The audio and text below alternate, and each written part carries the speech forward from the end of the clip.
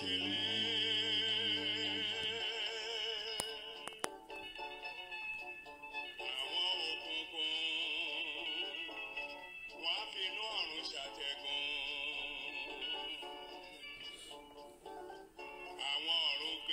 morning, Oshatola.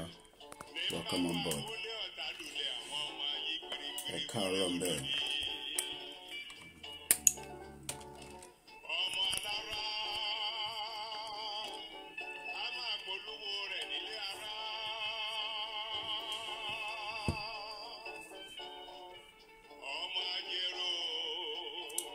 Good morning, everyone. Welcome on board.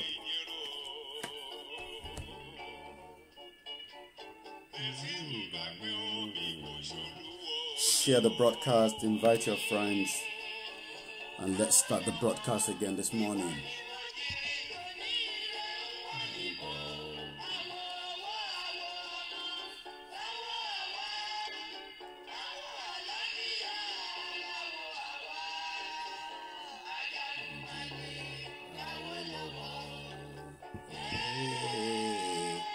Ekaro, Ekabo Soreto no.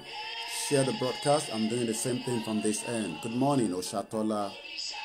A very powerful message yesterday from your side. Part 49. Nigeria at the verge of breakup. We're going through a new dimension from this month. We need to start going straight down to know how to get our message to those at home. Share the broadcast. I'm doing the same thing.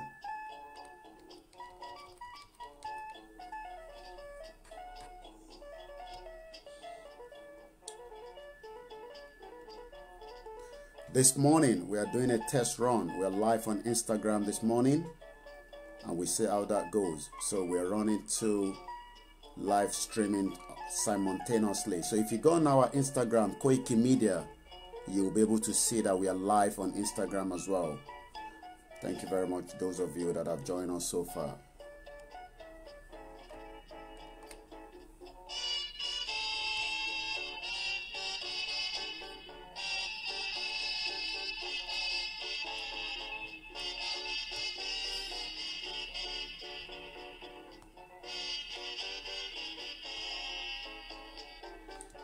Ìlọsíwájú àwa ọmọ Yorùbá. Kí ọmọ dúró wá o, owó rẹ̀ lówó náà. Bẹ́ẹ̀ni, government say they are creating 774,000 jobs, but the Senate have put that on hold. Good morning, welcome on board. Share the broadcast. I'm doing the same thing from my side here.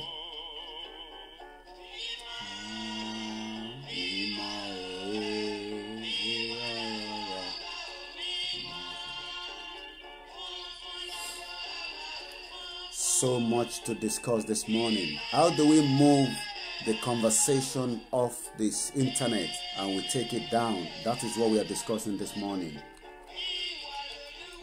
We need to step up.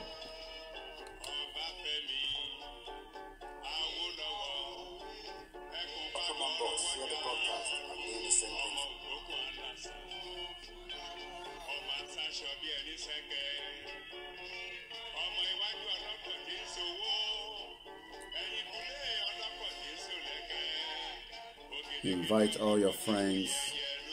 I think some individuals are not getting notifications. Just tell them we are live. That's the most important thing.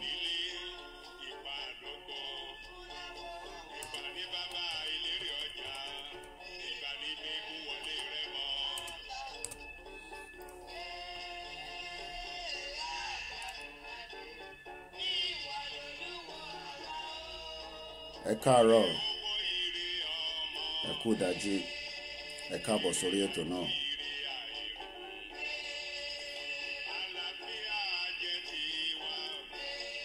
Nigeria will break up.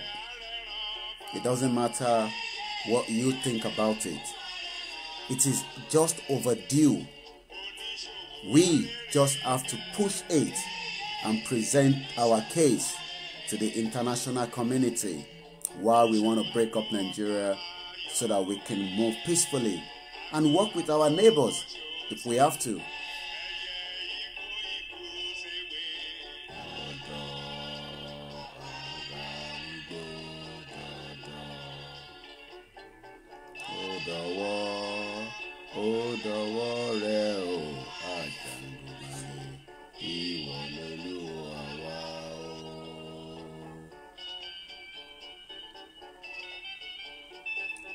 have a lot of work to do so that we can get the message to the 6 corners or the 4 corners of the world.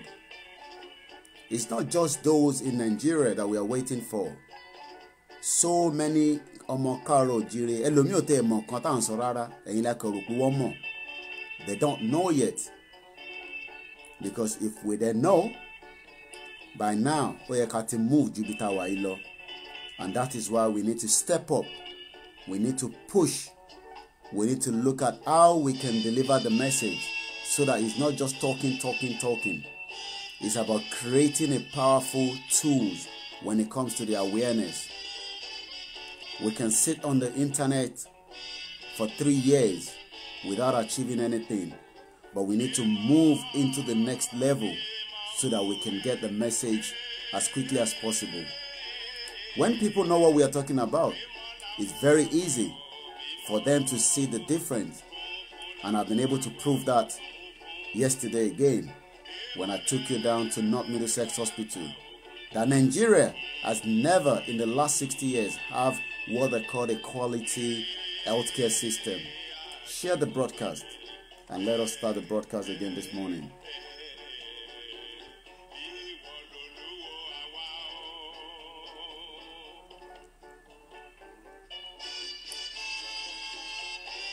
Even the group that you are not interested in, share it in there. Dump it there. One person will come and watch it.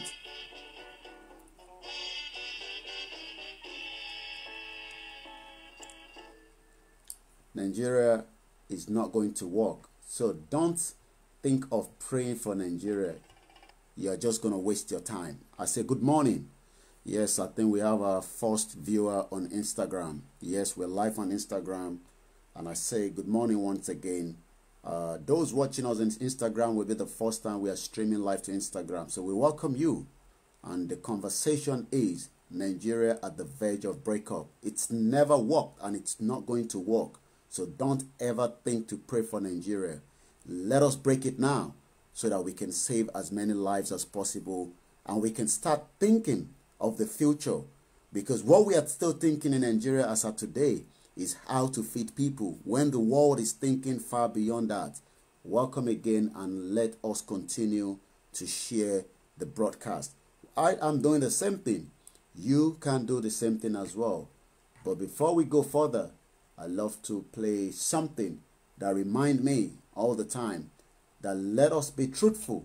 And as long as we are truthful, we will definitely find a way to some of the problems that we are discussing. It will make life easy for those that are watching us and those at home that we are trying to pass the message to.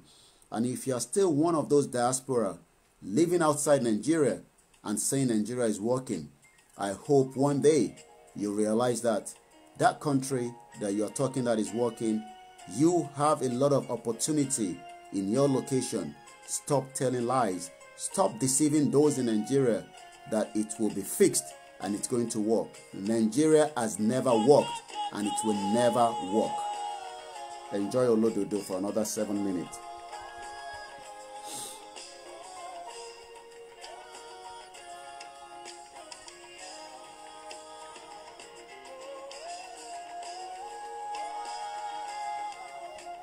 Today is the 2nd day of July 2020, the month of awareness.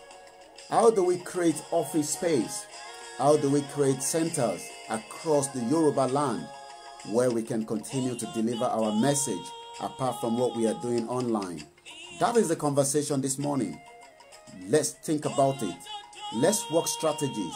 A lot of you have open space. A lot of you have space at home that you are not using. Should we start converting them to centers where people can visit and we can deliver the message right inside it? That is the conversation this morning. Let's move away from internet. Let's move groundwork now. It is possible. It has been done before and we can replicate it. If we can start it now, we can deliver the message. We can use that as well as part of an angle to support those that we need to support. If we don't have an open space office in all the Southwest, the job will continue to be an online conversation. and that will be something that will take a long while. Welcome on board. Good morning. Share the broadcast.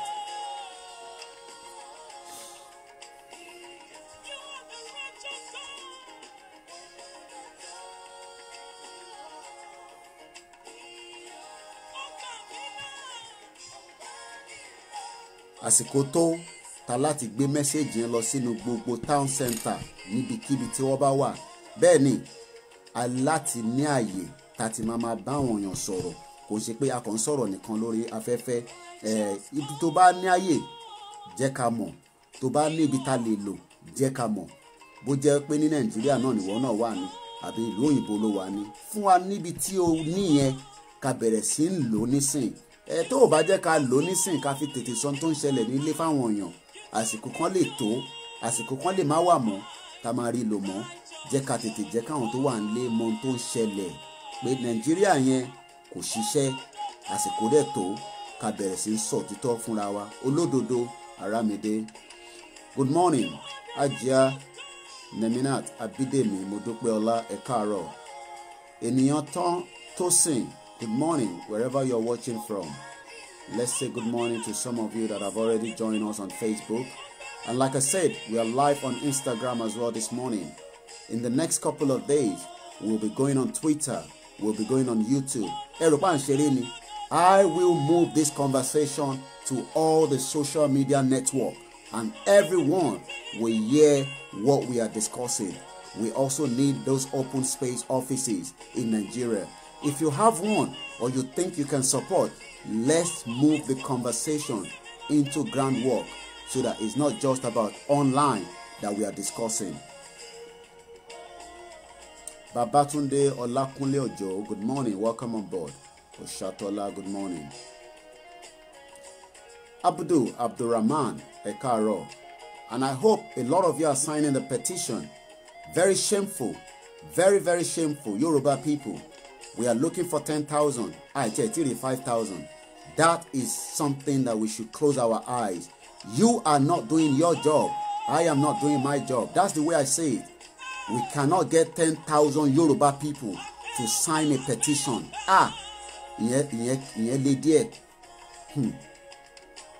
Morenike, good morning on board. Kemi Sola Omotoyinbo, good morning. Welcome on board.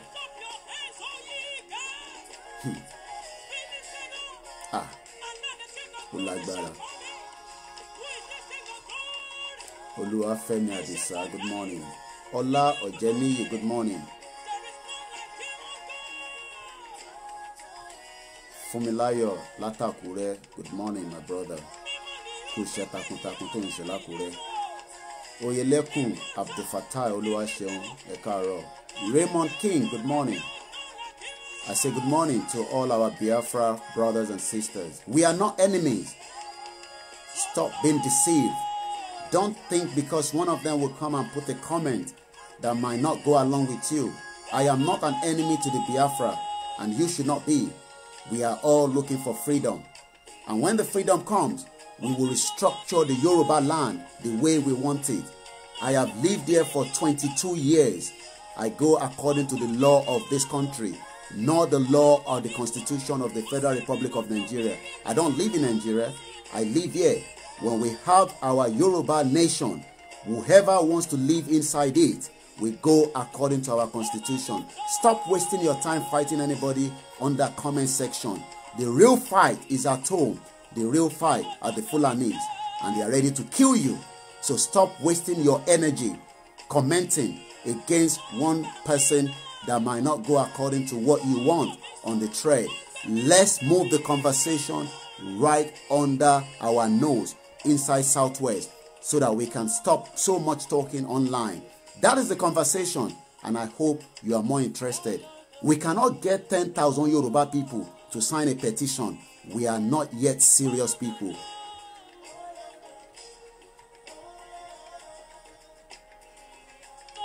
Stop saying, I wish this can be achievable, Raymond. It is already achievable. What role are you playing? It is easy for most of you to come and put comments. Iṣẹ́ wo lẹ́yìn náà ṣe kí a lè fi rọ́nà kọjá? Iṣẹ́ yóò ń ṣiṣẹ́ yàn kan. ẹ rò pé sẹ́yìn kan ló máa gbé Nàìjíríà ló máa sá mọ́lẹ̀. ẹnu ọ̀rọ̀ fọ́ ẹ bá ti jókòó sórí íńtánẹ́ẹ̀tì ó dùn láti máa type ẹ jẹ́ ká gbé mẹ́sẹ̀gì yẹn lọ sísàlẹ̀ ìtàfẹ́sẹ̀ nísìnyí yẹn 10,000 Yorùbás ààrí kó sign petition ẹ̀dẹ̀ fẹ́ gbòmìnira a máa gbà lóòótọ́ ìyẹn kù díẹ̀ káàtó.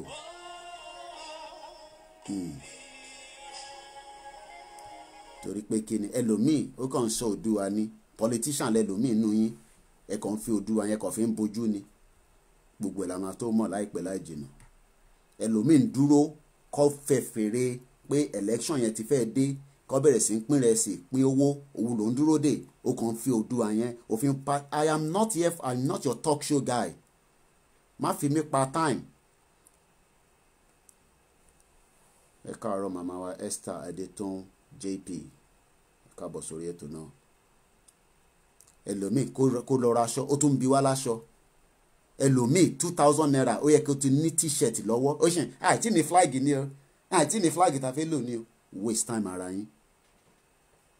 ẹ jẹ́ ká bára wa sòótọ́ 10,000 àárí 10,000 Yorùbá people ṣé ibo ni gbogbo ṣé àwọn olóńsọ pa ni we are 60 million ibo ni 60 million náà wà ibo ni 60 million tá a bá dẹ̀ ṣe kọ́ọ̀lù nísìn gbogbo yín máa pè iṣẹ́ wo ni ìwọ náà ń ṣe iṣẹ́ wo ló ń ṣe ẹnu yín dùn bí ẹ̀fọ́ ni a lè rojọ́ títí dọ̀la ẹlòmíì máa pè é báyìí máa kàn máa 1 hour mo bẹ́ẹ̀ lómi sọ̀rọ̀ lórí fóònù tó bá dẹ̀ fèrè náà ó kí lẹ́yìn wá ti wá ṣe ẹ̀yin lẹ́ ń jẹ ìbẹ́yìn lẹ́ ń ṣe àwọn wo ló ń ṣe so Koiki Media ló máa gba Nàìjíríà sílẹ̀ ló máa gba Yorùbá Nation sílẹ̀ fún yín èmi ń bí yín ni ẹ jẹ́ ká bára wa sòótọ́ 10,000 àárí Yorùbá so kò sí Yorùbá 10,000 lẹ́ ń sọ fún mi nísìn mo ríro eléyìí láyé mi bó Besere bá fẹ́ wá kọrin nílùú ìlàlẹ́ nísìn bí COVID-19 ṣe wà grandma mi ó láìkò Besere tó fi kú ni ibẹ̀ yẹn máa kún ya ni a máa rí more than 10,000 serious we are not serious people ẹnu la ní àfi ká máa bá Biafra jà lórí thread bígbà tẹ́ pé wọ́n ṣépè fún gbogbo wa ni kí ni kàn pẹ̀lú ìjà tiwọn ìjà tiwa wà ń bẹ àjà ẹ̀dáwó ẹ̀dá ẹ create awareness ẹ create ẹ sign petition gan ẹ tún resign gbogbo nǹkan tẹ́ ní ká ṣe láti ṣe lórí petition nìyẹn 10,000 àárí àfi ká máa rojọ́ ìtòkàn wá nísìn àṣé mo bá dókítà kan sọ̀rọ̀ ní Canada lánàá wọ́n náà mọ̀ pé ilẹ̀ Yorùbá ti bàjẹ́ tó yẹn ṣá wọ́n ní 97 àwọn ti kúrò nílé wọ́n náà mọ̀ pé nǹkan ti bàjẹ́ ṣé torí pàwọ́ kan nǹkan ti bàjẹ́ ju bó ṣe yẹ lọ ó ti bàjẹ́ ju bẹ́ẹ̀ ṣe ń wò lọ 10,000 people ibo so àwọn olóńsọ sọ pé we are 60 ibo ni 60 million Yorùbá náà wà àwọn wo ni 60 million jẹ́ ká kọ́kọ́ play anthem wa àfi ká dáṣọ olórí burúkú ká dáṣọ ká dáfà tí ká ṣe gbogbo ẹ̀ àwọn wá 10,000 Yorùbá people pé ànáfẹ́ kúrò lónìí ṣé 10,000 yẹn lọ́nà we are looking for 2 million we are looking for 10 million a kò fọkọ́ ṣe sample ẹ jẹ́ ká ṣe sample pé ká bó jẹ́ Donald Trump nísìn ló sọ̀rọ̀ kan nísìn gbogbo wa máa lọ máa fíìlì kọ́mẹ́ǹtì yẹn in tó kàn wá la máa ń lé mú Biafra ni o tí Biafra Igbo kan bá dé bíbá yìí nísìn tó bá put nǹkan ẹ̀rí bọ́ sí máa bára yín jà gbigbigbigbi they are not serious people serious at all. Play our anthem. I'm very upset very upset this morning. We are unserious people. Bọ̀ àwọn ọkọ̀ ní jẹ́ kó sọ àwa ni. Ìtòkàn wa la máa ń dá sí. Gbogbo tó kàn wá rárá la máa ń dá sí. Kí ni wọ́n ipa wo ni wọ́n kó pẹ̀lú fámìlì tiẹ̀ pé kọ́ lè tẹ̀ kọ́kọ́ mọ̀ nípa Oòduà.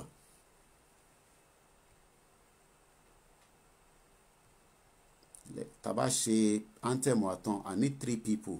Ẹ káàárọ̀ màmá mi, Ọmọlára Sunshine. Àwọn èèyàn ṣàìsùn lójoojúmọ́.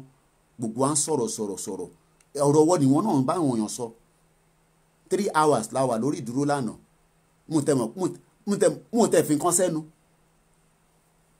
mo délé báyìí mo wó bí ẹ̀fọ́ tẹ̀tẹ̀ ni mo ń datọ́ lẹ́nu ni yes ibi tó rẹ̀ mí dé lánàá mo jẹ̀bà tán báyìí mo lọ sùn ni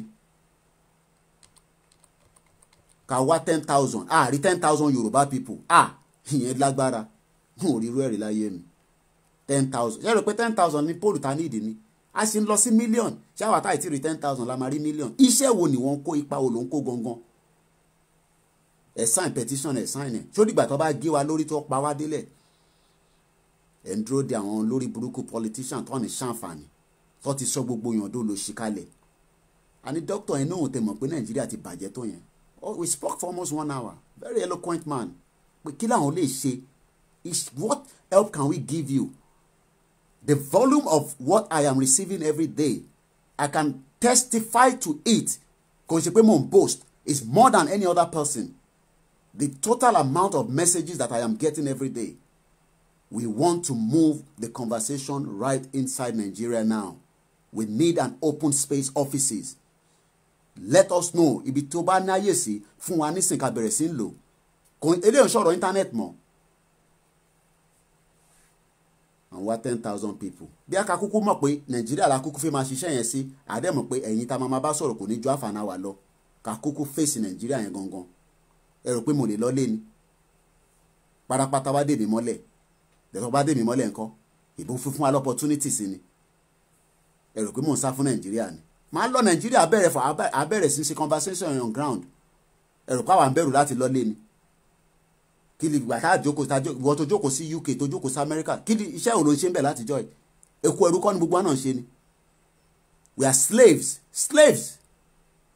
torí pé o níwèé òun ṣiṣẹ́ ní Nàìjíríà òun ṣiṣẹ́ ní America òun ṣiṣẹ́ ní France slaves ni gbogbo wa náà ẹrú ni gbogbo wa àtẹn tó wà níta àtẹn tó wà nínú ilé ká kúkú gbé conversation yẹn lọ sí Nàìjíríà ká lọ máa fà níbẹ̀ tó bá fi mú wa kọ́ dé wa mọ́lẹ̀ bọ́ bá pa wá èèyàn kan wá tún dìde ẹ̀rù pa à ń ṣeré ni nítorí pé àkànjókòó à ń sọ̀rọ̀ à ń wá 10,000 èmi àkókò lọ Nàìjíríà ká kúkú mọ̀ ká fẹ́ máa lọ fèsì ẹ̀ ní Nàìjíríà ká dẹ̀ fẹ́ sílẹ̀ ẹ̀ tẹ́ wà lórí afẹ́fẹ́.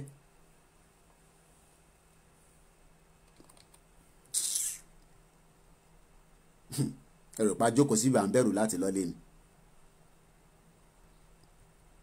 ṣé àwọn Professor Banji Akintoye tó wà nílé wọn mú wọn mọ́lẹ̀ ni. I am not calling for a revolution eléyìí ń ṣe ṣòwò rẹ̀ ànáfẹ́ gba òmìnira là ń sọ yìí kò síjọba bọ́ bá mú mi tí bá wà Nàìjíríà tó bá mú mi mọ́lẹ̀ international community àdásí tó wà nílẹ̀ yìí ẹ rò pé mò ń ṣeré ni ẹ̀yẹn jẹ́ kó share space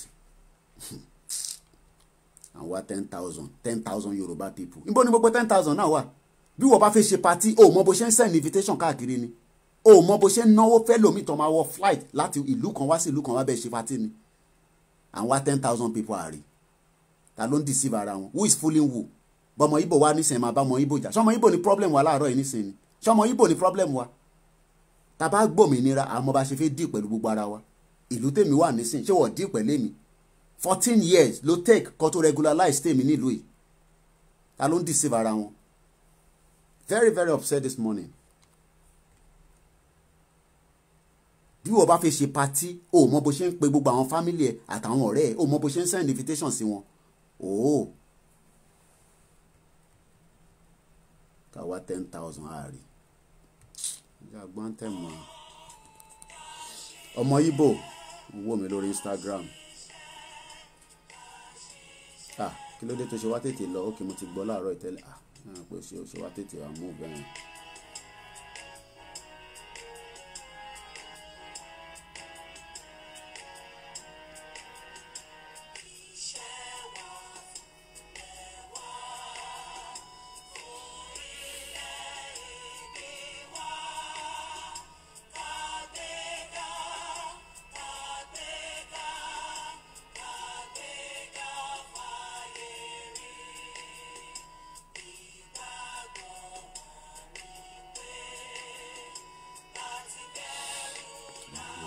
ọmọ ká ṣiṣẹ́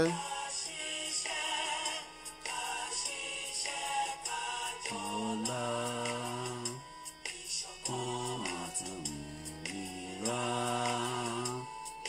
jẹ́ ká máa lépa tẹ̀síwájú fọpọ́n ire nítorí ọ̀nàrà ọmọ ọdún àdìdẹ bọ́ lásìkò ẹ̀tọ́ rẹ ìwọ ni ìmọ́lẹ̀ gbogbo adúláwọ̀.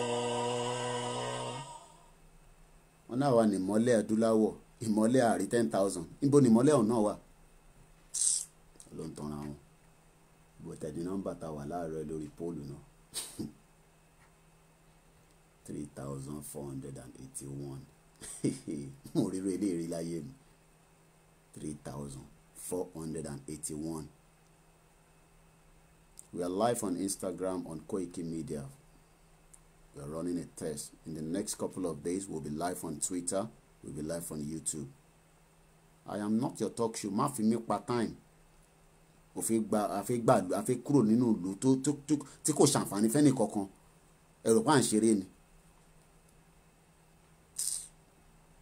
A ní ìdìyàn mẹ́ta tó máa fún aládùúrà láàárọ̀ yìí. Tá bá tètè rí tá bá rí ká gbéra ńlẹ̀ ká bẹ̀rẹ̀ sẹ́ńsán tá bá fẹ́ sọ.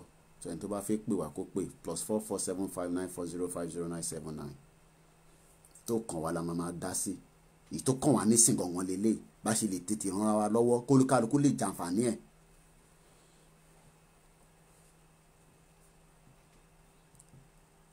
Ẹnu dúró fọ bó ṣe máa kan ìbò rẹpẹtẹ nínú kọ́mẹ́ǹtì ni àwọn kan máa kà mí báyìí àwọn àpè ẹ̀ Yorùbá ẹnu wa dùn bí ẹ̀fọ́ títẹ̀ ni. +44759405 ẹni bá fẹ́ fún aládùúrà kẹ́ tètè pè a ní ìdádúrà ká fi bẹ̀rẹ̀ Christian Muslim ìṣẹ̀ṣe ẹ̀dá wa lóhùn àdúró àbádẹ́rì ká gbéra ńlẹ̀ ká bẹ̀rẹ̀ sí sọ tá bá fẹ́ sọ láàárọ̀ ìka tó bá sọ dé.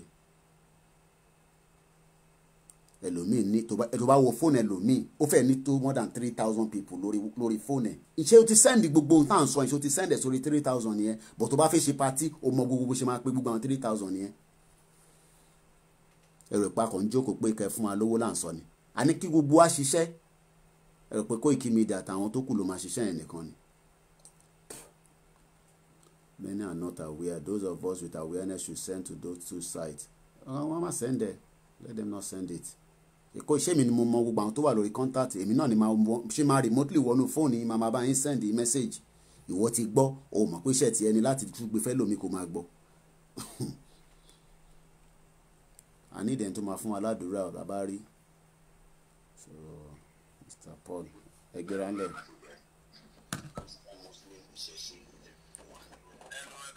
Ẹ káàárọ̀ ẹgbẹ́ra ńlẹ̀ fún aládùúrà. Àmín. Àmín. Àmín. Àmín. Bluetooth mode has been on. Àmín.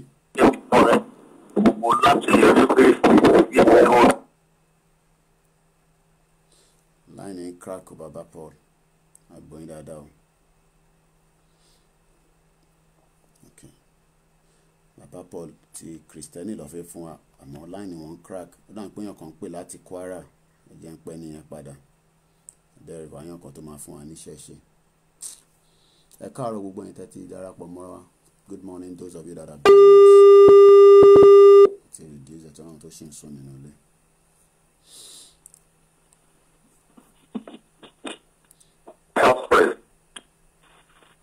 Ó yẹ gbéra ńlẹ̀. Father, we say for another opportunity to be alive.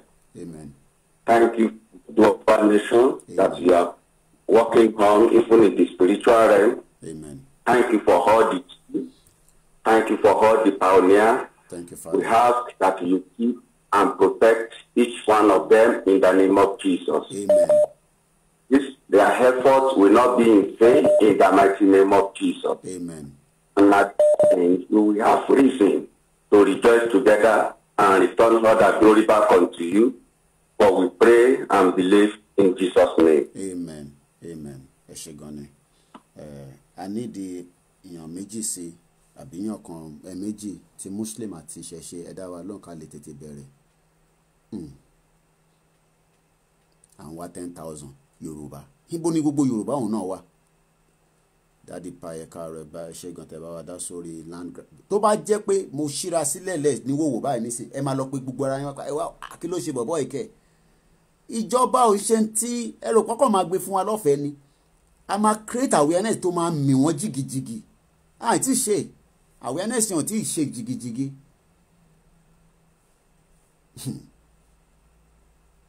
We need 2 more people. I'll just continue with the broadcast anyway, so tabade rí ẹni tó bá join wa láti fún aládùúrà. Ó dà pé èèyàn kan send the audio kan sí mi tí mo fẹ́ play. Àwọn ṣètẹ̀lẹ̀ àwọn Èkìtì wọn náà àwọn yẹn náà wọ́n ní gbàṣẹ. So far àwọn ni mo sì rí pé wọ́n ò ní gbà wọ́n ní wọ́n lágídí èmi kan mo sọ bẹ́ẹ̀ o wọ́n náà wọ́n ní gbà bẹ́ẹ̀ dẹ̀ ni tí gbogbo àbá eléyìí ń ṣe tá a máa bẹ á lè bẹ ìjọba fún wa pé kọ́ fún ẹ̀jẹ̀ torí Ọlọ́run a máa fẹ́ kúrò ní ẹ̀jẹ̀ torí Ọlọ́run ẹ̀fọn ohun rẹ̀. You think they will just allow us to go like that? We first create a kind of awareness that ṣeré mi sọ pé tọmọ kékeré Nàìjíríà tó bá ti sọ pé Oòduà ni o ibẹ̀ ló ti máa mọ̀ pé yes our message is already getting there. Ẹ má beg wọn in the name of God o kí lẹ́ ń beg wọn in the name of God to sign the petition you will be begging you in the name of God. Ṣèbí gbogbo á wà lẹ́nu ẹni. So don't beg anybody o. Náà pé Victor send kankan sí mi tí mo fẹ́ play in the name of God. Don't beg anybody in the name of God. Ilé náà ń lọ agbẹ́kùn òrókòrókò kó gbàgbé ilé o. Ẹ jẹ́ kárí ilé ilé náà ń lọ agbẹ́kùn òrókòrókò kó gbàgbé ilé. Ẹ jẹ́ kárí ilé ilé náà ń lọ agbẹ́kùn òrókòrókò kó gbàgbé ilé o. Ẹ jẹ́ kárí ilé ilé náà ń lọ agbẹ́kùn òrókòrókò kó gbàgbé ilé. Ọmọ Odùduwà etí àrèlé wa èyí tí a ṣe lájò tó ilé ti yá o. Bí ẹlòmíì ṣe fi wà lájò àwa fẹ́ lọlé ẹlòmíì ṣe fi wà lájò. Ẹ káàárọ̀ màmá mi ọ̀dájú rẹ̀. Ẹ jẹ́ ká jọ kéde fún tọmọdé pẹ̀lú àgbà. Welcome on board everybody. Ọjọ́ ìsẹ́ndì ilé ìsinmi lánàá ni. Ilé là ń lọ. Your mic, good morning.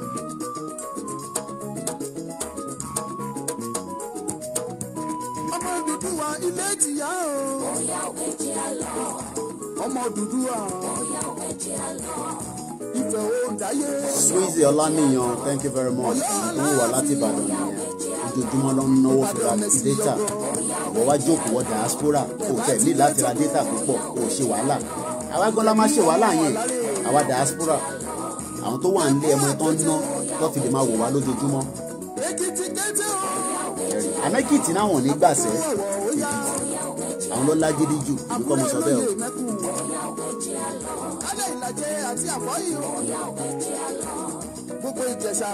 Ẹni bá fẹ́ ọdíò yìí kò send message sí mi. Saheed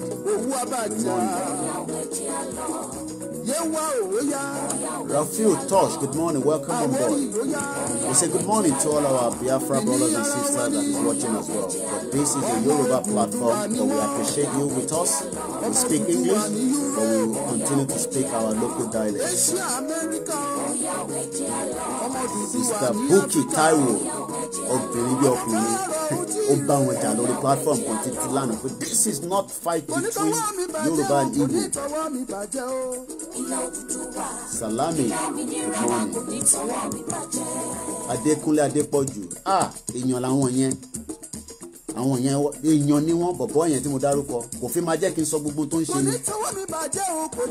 Àwọn yẹn dẹ̀, let me pause it. Gbogbo yín náà là ń ṣiṣẹ́. But I want sometimes àwọn kan tó bá sọ̀rọ̀ báyìí wá rí pé bó ṣe wà yẹn nǹkan àwọn yẹn ti gbéra wọ́n dúró bó ṣe láti rí nìyẹn. Let's move the conversation ground now. Ground work. Ẹ mọ̀ pé tí Amẹ́ríkà bá fẹ́ lọ jagun wá ní ground fight. Ẹ má deceive ara yín pé tógun bá dé Amẹ́ríkà ò ní ja ground pẹ̀lú gbogbo technology wọ́n máa gbé àwọn sójà wọn kalẹ̀ ẹni bá kú ló máa kú ni. There's something they call what they call ground work is different from what we are doing from the airspace. Airspace ni gbogbo ilé ìta ṣe ń ṣe yìí. Yes, airspace lélẹ̀ ìta ṣe ń ṣe yìí. We need ground work. Ground work kò ń ṣe wọ́n fẹnu ṣe iṣẹ́ gidi ni. Yẹmi Olówó, good morning. Adékúnlé Adépọ̀jù. When they start attacking them here in US and Europe, their family at home, surely they will start signing without begging them. Thank you very much, my brother. bó ṣe náwó lọ́nà ra Adékúnlé Adépọ̀jù. Few stuff is already on DHL. Ẹ̀yin ṣì ń dúró pé kẹ́ send it through local. Àwọn ilé ń gbé pẹ̀lú DHL ní èyí tó bá máa cost. That is how we gonna get this freedom. Ẹ rò pé freedom máa kọ́ máa fún yín lórí, ẹ rò pé bí omi tó máa gbé fún yín ni. Ẹ rò pé àwọn lórí burúkú tó dìjọba mú, they are ready to give us freedom. A máa kọ́kọ́ shake wọn pẹ̀lú awareness.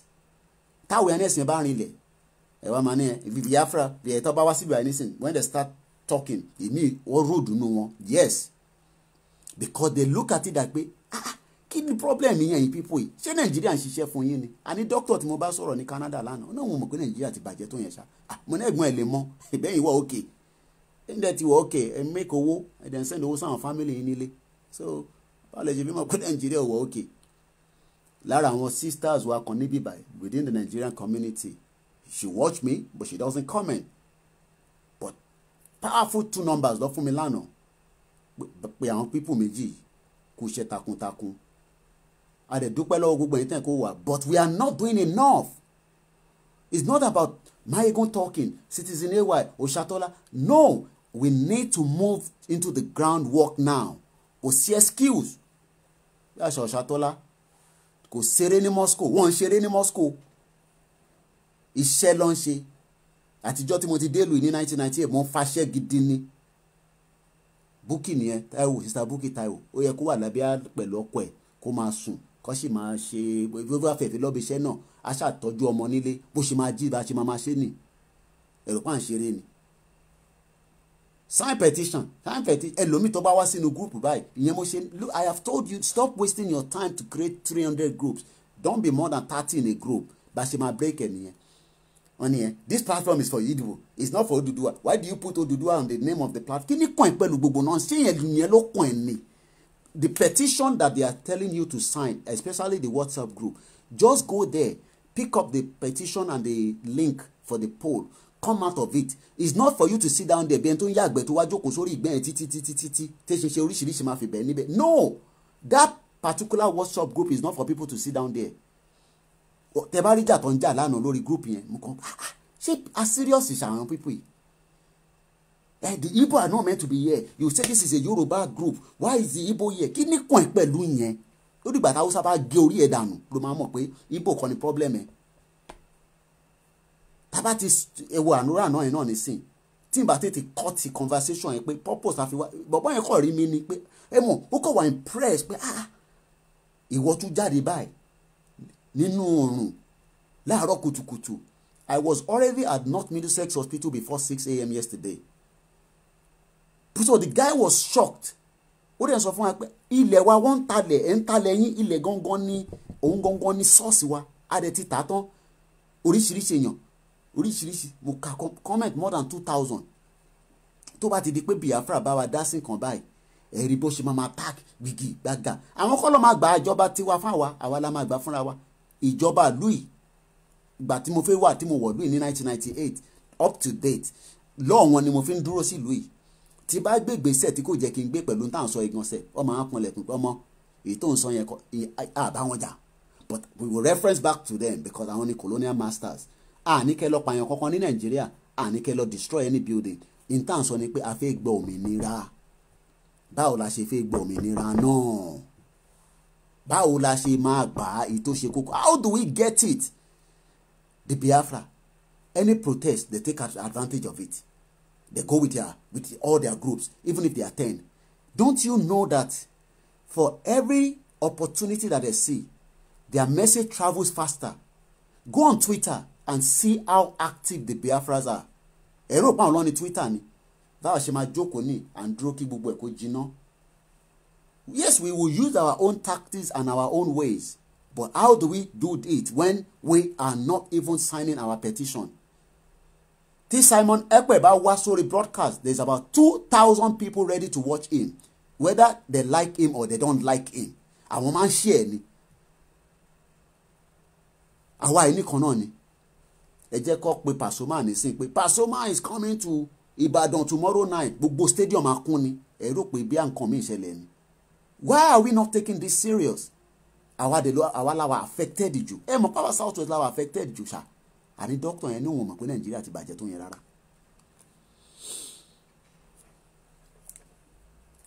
ẹlòmíì ó ní more than 3,000 people lórí contact ẹ̀ bí i 200 ló ti sọ fún gbà ń sọ̀rọ̀ Oòduà. So what job are you doing? I got some videos I want to show us.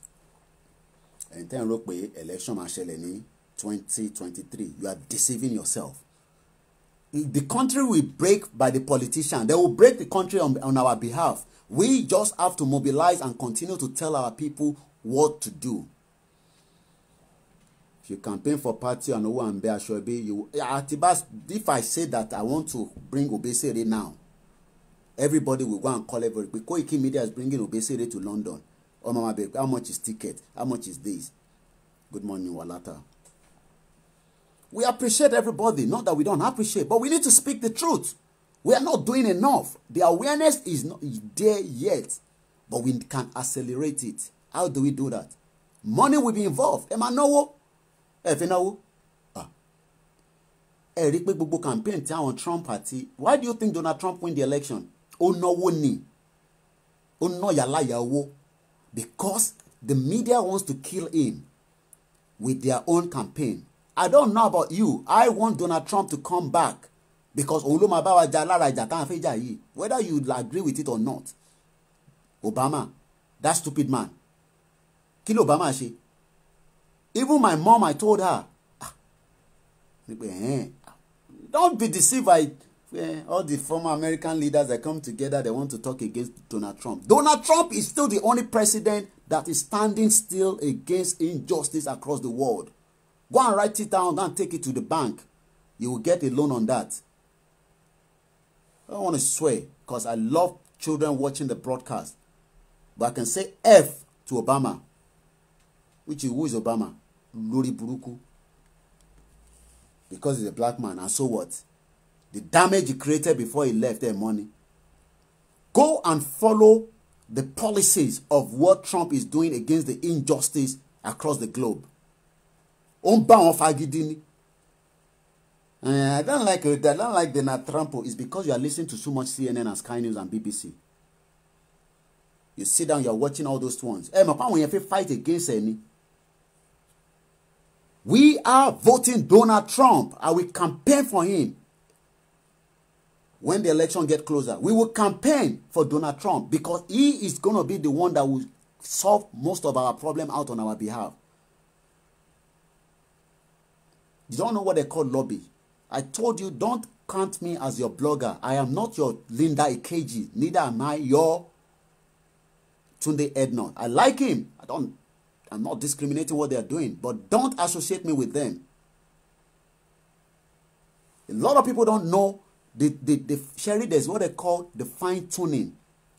Look, if you sit down on CNN every day, they will twist this your brain. They will mess up this your brain. You will think everything they are discussing there is exactly what you want.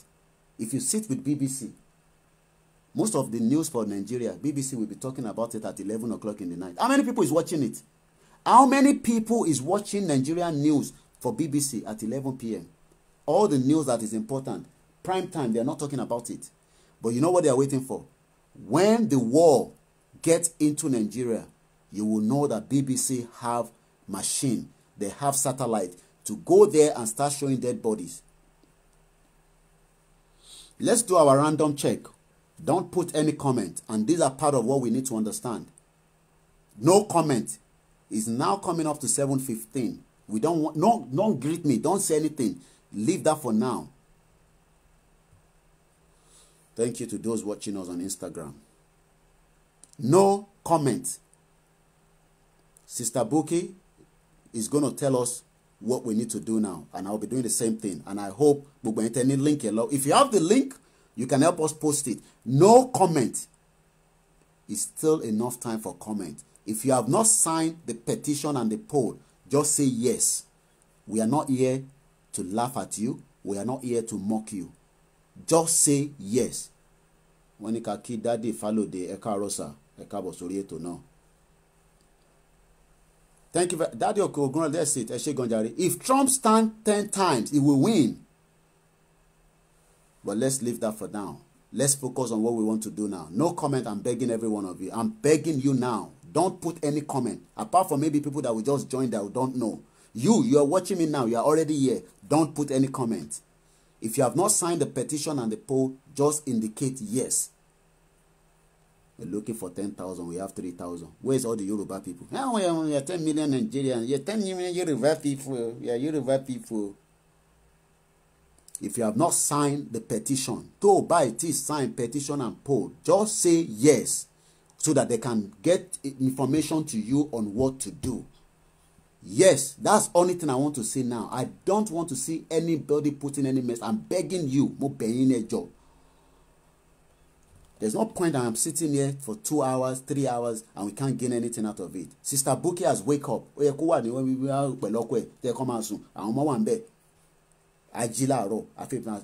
you have not signed the petition, I'm begging it to read along. Yes, I've not signed the petition. We have 2 different petitions. The petition is for the Igbo and the Yoruba. When you get into the WhatsApp group, stop fighting yourself. Your purpose there is to sign the petition and exit. That WhatsApp group for the petition, it's only for you to go there and pick up the link and exit. Create your own group. That is why I said everybody must have their own WhatsApp group. I don't interested in anybody typing anything now. I have not signed the petition. That is what we are interested in now. I have not signed the poll. That is what I am interested. If anybody put any comment, I will mention your name that say you are not listening to what we are saying. Because that means you are distracting us.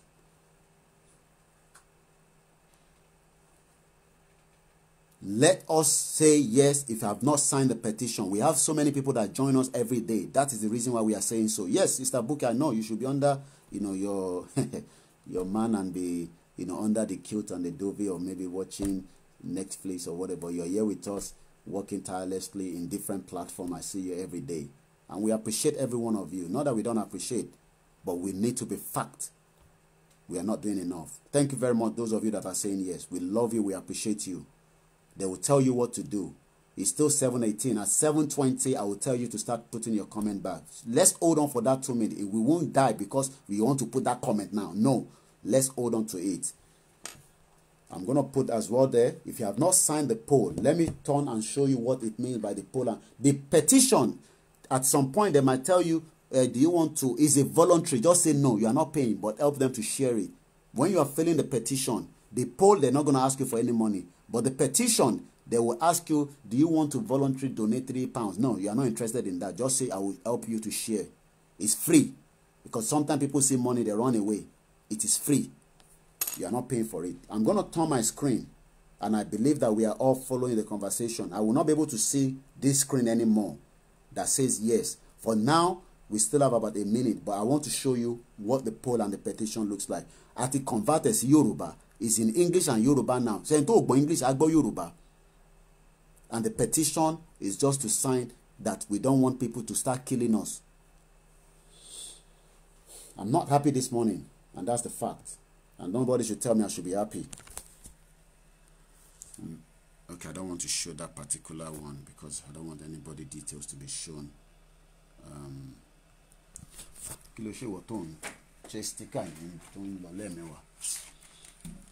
Very soon we will have something that we'll be using properly at the back.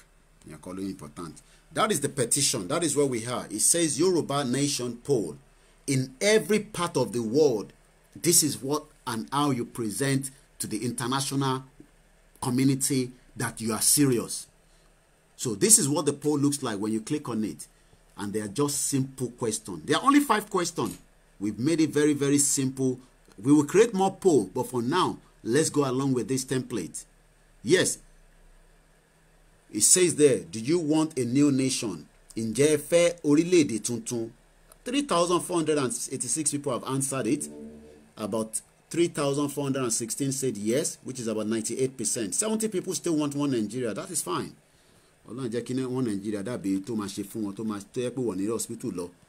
Do you want a Yoruba nation to stand as an independent state? Ǹjẹ́ fẹ́ Orilede Yoruba kó dá dúró gẹ́gẹ́ bí ìpínlẹ̀ òmìnira? 3,484 of you said yes. 3,407 said yes, and 77 people said no. That's about 2.2%. It's not a problem. Tẹ́ bá débi tó máa béèrè pé your country of domicile, ṣé orílẹ̀-èdè United Kingdom lẹ́ ń gbé o mọ̀ pé ò gbé lórílẹ̀-èdè United Kingdom má parọ́ fún rẹ ibi tó bá ń gbé ni kò sọ bó bá wà ní Nàìjíríà sọ pé Nàìjíríà ló wà tó bá wà ní UAE má tún parọ́ nìyẹn àníìdí kó parọ́ fún wa ibi tó ń gbé kọ̀sẹ́ ẹlòmíà máa mọ̀ pé bí a kì í sọ pé Amẹ́ríkà ni mò ń gbé òkùnkùn máìkò dẹ̀ ló wà ò ní láti parọ́ yẹn. We need all these things later on to present to the international community. We are not sitting here and joking. It will ask you which local government. I've seen some people putting the UK local government. How can you put your local government here in London? Are you for real? It's about your local government in Nigeria. That's what we're asking. My own local government is, Ijebu Ode or whatever it's called. So just put your local government. Don't put Aringe. Don't put Enfield. Don't put Chatham, Kent. No. You should know better. All this has been translated as well with our sister. We worked tirelessly 24 hours when we were told to translate it to Yoruba to get this done. Ìjọba ìbílẹ̀ wo ni tọ̀dọ̀ ní ìjọba ìbílẹ̀ wo ni tiẹ̀ ní tiwa, you know, whatever it's called anyway. Yoruba is not very good. What is your gender? Ẹ̀yà bí wo ni ẹ̀yin àdẹ̀tí fi síbẹ̀? Female obìnrin, male ọkùnrin. We also notice that this is a petition as well. As you can see, èmi ti sign tèmi. So I can always share it. Tó bá sọ pé ṣe fẹ́ fún ọ lówó ẹ̀kọ́ sọ pé no, fún yín lówó, but I'm about to share, and you just share it. It's free. This one is for the Igbo people and the Yoruba people. But when you get into the WhatsApp group, stop fighting yourself like people that doesn't have brain. Oh, why are we here with Igbo people? Why are we here with the Biafra? Is that your problem? When the genocide is already taking place, killing of Yoruba and the Igbo. So this one now is the one that you will find that the reason why when you go into that WhatsApp group, you will see that the Igbo people are there as well. And you're not meant to sit down there. Just click on the link and exit. I don't know whether people don't understand that simple English. Tẹ́ bá ti dé ní WhatsApp group yẹn, tó bá ti click lórí link yìí, then exit. Create your own group. Go and bring all your own friends into your own group. I'm very, very upset. And those watching us on Instagram, let me just show you that as well. So I'm going to turn the camera around for those on Instagram to see what we are talking about. So this is the petition. Instagram. And this is the poll. And it's just as simple as that. So I'll bring the camera back to my face. At least now we are live on Instagram. Because every time people give excuse, you're not on Instagram. Kò tí wo torí Facebook o, torí Instagram ló ń béèrè. Oh, you are not on YouTube. Very soon we'll be on YouTube. And I say thank you to my brother Taju Adepeju for supporting towards the laptop. We still need a little bit more.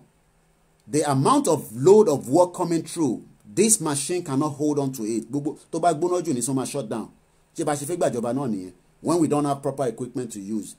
I was doing my own thing before this one. And I know I was managing myself. But the volume of what I'm getting now is just too much. But we are trying to hold on to it.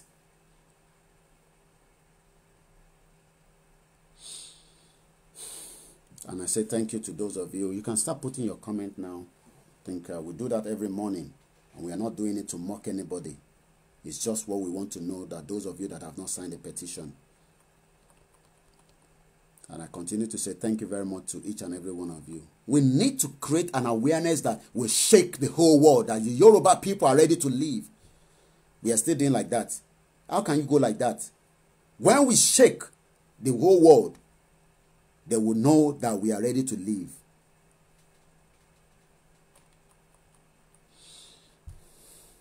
When you get to that WhatsApp group, don't go and be fighting the Igbo people and the Yoruba people fighting the Igbo. Stop fighting yourself. Just click the link and exit.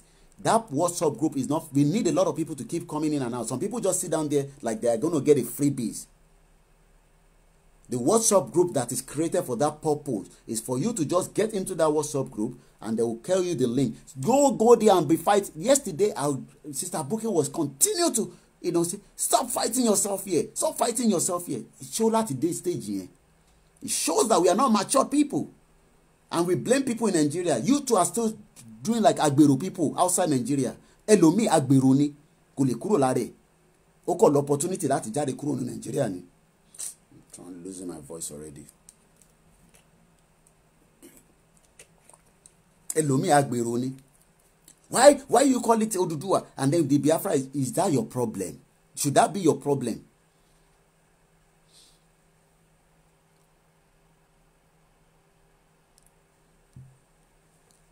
Good morning. We have Franco715 watching us on Instagram. I thought you said this is Yoruba platform. Why is the Igbo here? What? Kí ló kàn pẹ̀lú yẹn? Ṣé yẹn lọ́rùn ẹ wá kó wá sínú WhatsApp group yẹn ni? We divert from things that has got nothing to do with what we are discussing. Instead of us to focus. What are the strategies? Our page on Instagram is Koiki Media. You can do the same thing. You know you have device in your house. You know this broadcast will last for 2 hours uninterrupted. This is not like Nigeria where there's internet or problem like that. As long as I continue to pay for my internet here. Which is part of what we ask you to donate as well. Do you know the amount of, electricity that we use as well? You think it's free. You think this light and all these gadgets are turned on. Oh, you think I don't pay for it. Imagine if you come this morning and you don't see me and I come and tell you that it's because my light in the house, I didn't pay for the top up. Mo consume time non low. Lójoojúmọ́. Okay, Daddy Falode, where is he? She won't send message now, but Sister Jire, I'm just seeing the message now. Kini Daddy Falode, she won't pay me.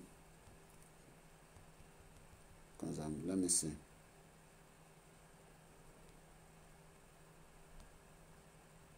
Okay, more message kokon, so I don't understand what you're talking about, Sister Jiri. So is the Daddy Falode calling us, or they is responding to? I can't read. There's a lot of comments, so I have to understand. I can't see all the comments, So maybe I want to talk about the comments. Because we have about almost 321 comments, and I don't know who is Daddy Falode on our thread at the moment. But good morning, sir. If you are watching me, Chofi dasori eto ni ele phone number ko pe mi. Mo de ki gbogbo yin bàbá mi àti yin màmá mi tẹ́ wà lórí thread ten wo wa. What we want now is we need to start creating an open space in Nigeria. If you have a space that people can use, tell us where it is. It doesn't matter. It doesn't have to be in Lagos alone. We need to move now to the ground force. It says how to sign the petition. Sister Buki ade pẹ̀lú yin àǹtí mi. Fún wọn ní pé Sister Buki àbí Oṣatola kó pé Daddy Falode kó mọ bó ṣe máa sign petition. Òbí àti bá ṣètò tán máa bá wọn ṣe. Àwọn tẹ ibo ní gbogbo Yorùbá náà wà. So kò sí Yorùbá kankan ní gbogbo àgbáyé tá lè rí 10,000. Igbo. Mo gbé bá fáwọn yẹn. Àwọn yẹn ń ṣeré. You don't like us to talk about it, but we have to. It's as simple as that. You might not like it. That's your own cup of tea. I can't. There's not me. I didn't train in Nigeria.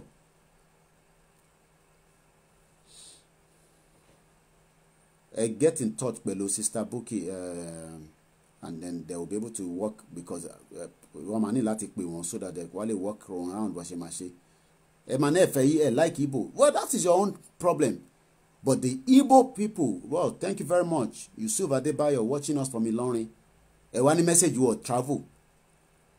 Oshejare Yusuf Adebayo. You know about my create awareness.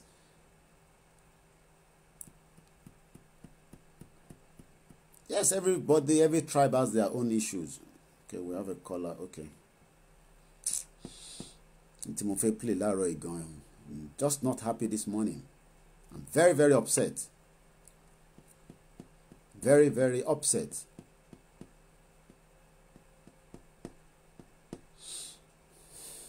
But we will not give up. That's all I know. And it's natural for somebody to be upset. So don't ask me why you're upset. Igbo people have left Nigeria a long time ago. They are not joking. I will use them as a reference point this morning. Because our message that I was already láti lọ. Okay. Kílódé tí broadcast ti Instagram ti tán. Ṣó ti pé 1 hour. Okay. Maturi start. No problem. Ó dà pé bí 40 minutes ló máa ń fún yàn. I have to start again. So that you guys cannot know that here. Daddy Falode is just watching from Nigeria for the first time. Okay. Don't worry about it. It's not about Igbo people good. That's not what we are discussing here. We are talking about creating awareness. You see, we mix things up. It's not about the Igbo people are good, is we are discussing here. We are looking for 10,000 Yoruba people to sign the petition. Where are the Yoruba people? It's not we are good or bad we are talking here. Awareness is something that they go on Twitter and see them there. You would think their own Twitter, the way that they tag anybody that they can tag. Whether the Igbo people are good is not what we are discussing here.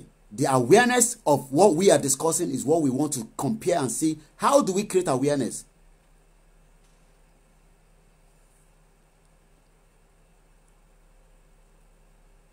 Yes, they've started the agitation before us, but we can accelerate it. You see, this is where our thinking has to go beyond. Igbo people have started 5 years ago. Look, if you see a sprinter that started 5 years ago, another, so okay, let me give you an example, because I'll take it away from the Igbo people.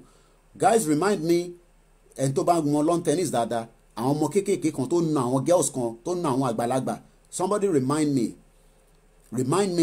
that young girl that beat all those that have been in the lawn tennis for long. Remind me. I'm reading the comment. Remind me that young girl, the lawn tennis player. Some of that, if you watch the lawn tennis Wimbledon last year, there was a young chap, a young girl. Oh no, àgbàlagbà tó ti ń gbá lawn tennis ti pẹ́. Ẹ rán mi létí orúkọ ẹ̀. So now compare and say, oh, ṣebí èyàn ti bẹ̀rẹ̀ tí ń gba tipẹ́, kí ló dé tí kò ṣe na ọmọ kékeré yẹn? Ó nà ànàsáré ló nà wọ́n. I can't remember the name of the girl. Mr. Koiki, I have been telling people about Oduduwa, but some people are still complaining that it's our father that said, yeah, I know. Our father have sold us. All those elders have sold us. They've used us to gbaparo. They sit down with politicians in the middle of the night. They come out in the morning and release press statement that they are Oduduwa, or they are looking for restructuring.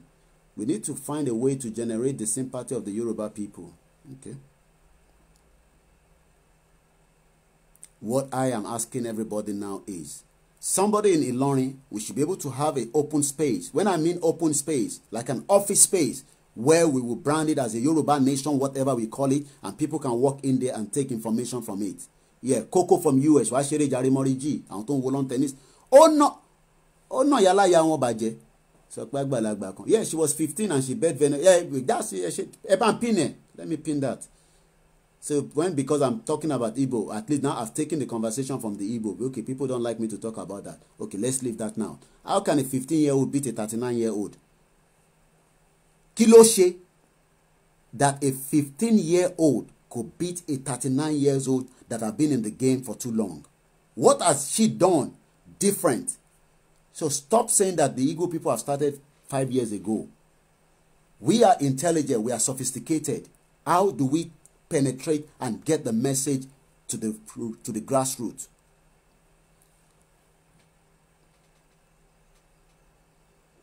It's not just about the poll. It's about awareness. We can accelerate, actually, of Oduduwa Republic. Not how far, but how well. Yes, how far and how well goes together. But when Fulani that is not waiting for you cut your head, you will know that we have to accelerate and do it faster.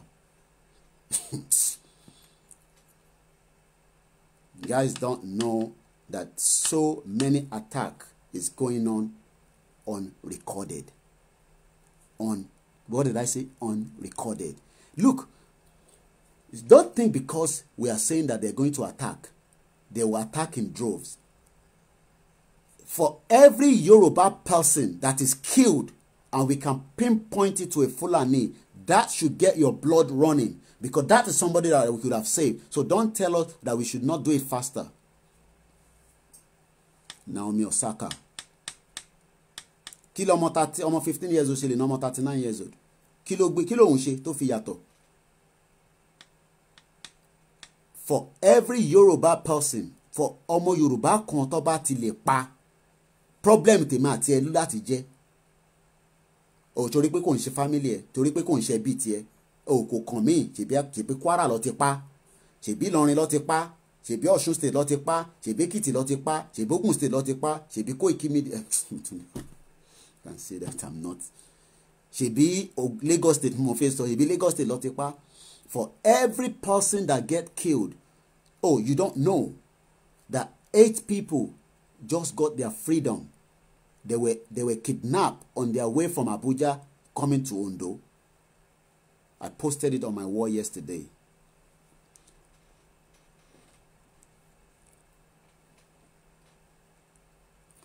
We need Showore on board. Leave Showore alone. If Showore kó sí rẹ̀ tó kó rẹ̀ sí kọ̀ọ̀kan tí jáde nínú ẹ̀. Showore. I don't sọ̀rọ̀ Showore ní bíbá. Ìwọ gan mọ̀ pé ìwọ gan ni Showore fún rẹ̀. People are waiting for somebody else. Everybody is a warrior. It's because you are thinking you are not. We are all warriors. Even the video I want to play. Should I play that video so that let me move away from... I just wanted to tell us that. And that's the fact. You might not like the way the presentation is this morning. Well, sometimes we have to. This should get you angry now. Abi, the big Otefeni, 774,000 jobs. Tinubu's daughter, MC Oluomo, orders to supervise your federal government recruitment. And I think the Senate have already put a stop on that now. So I think you'll be happy to read this now, Abi. So since Tinubu's daughter and MC Oluomo are the one managing you, a PhD holder, a master or degree, and you say we should not compare. Okay, no problem. Also, for those of you, the Yoruba World Congress, they've got their website up and running. Go there. It's called yorubaworldcongress.org. Go there, register, join them. The minimum is about $30 from what I saw. If you're going to join, we need money. They need money to do what they have to do. But I have to tell you that their website is already in operation. So please do go there. It's not just about me sitting here and asking for fun. The Oduduwa TV radio station, they're also asking for your support. Whatever little you drop in there, it will continue to help each and every one of us. Everybody has a role to play, so go there as well. They also have a YouTube, can you? And we say we are serious. Yoruba people, you see, Yoruba World Congress TV, YouTube page, 75 subscribers. Are we serious? 75 subscribers. Can you imagine? So where are all the Yoruba people? You can't sign petition. You cannot subscribe to their YouTube channel. Or maybe you are hearing for the first time. Go and subscribe. That's the petition. And that's the poll. So let's see whether anything has changed. But okay, it's pushing up. 3,513. Thank you very much. Continue to sign that poll. But what we have paid for is 10,000. When you get to 10,000, we will activate it to something bigger as well. There was something. Okay, let's go back out of this. There's something I want to play, but let me bring it back to my face first.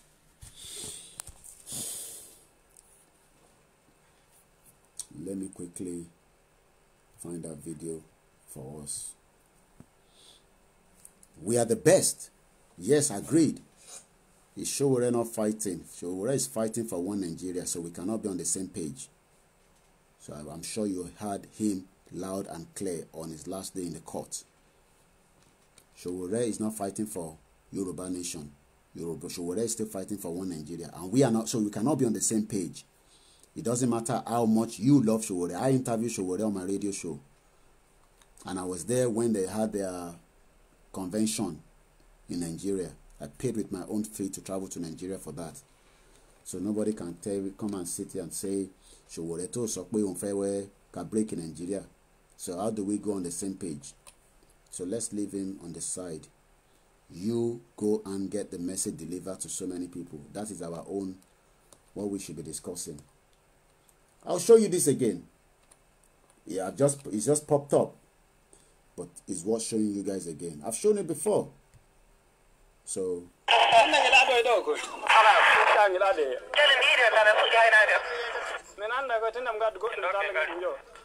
these are fighters. They are killing. They will kill. They are not joking.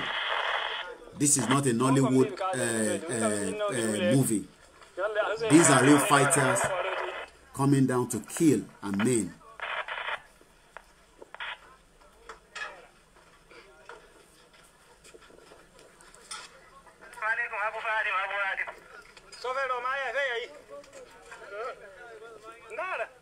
you think these ones are joking, so torí pé wọ́n ti dé gbogbo abúlé wa.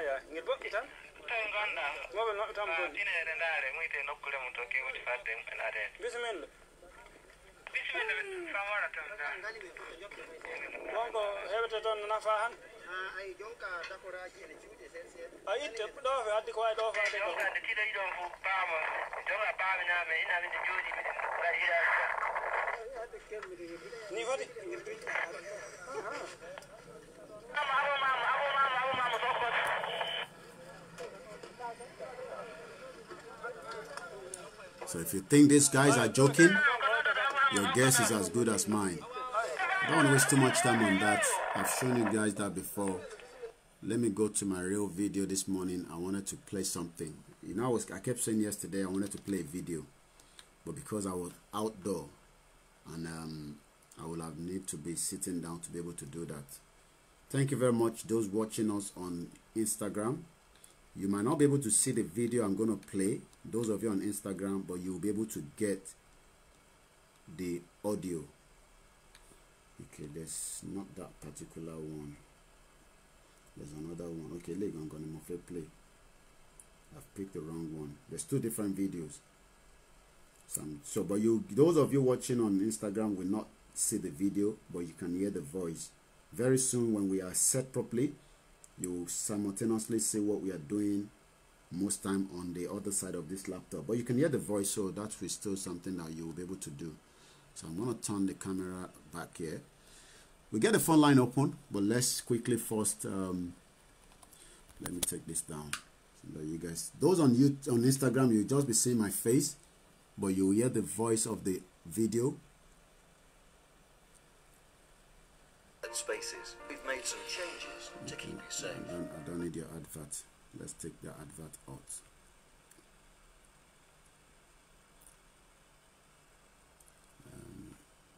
Okay.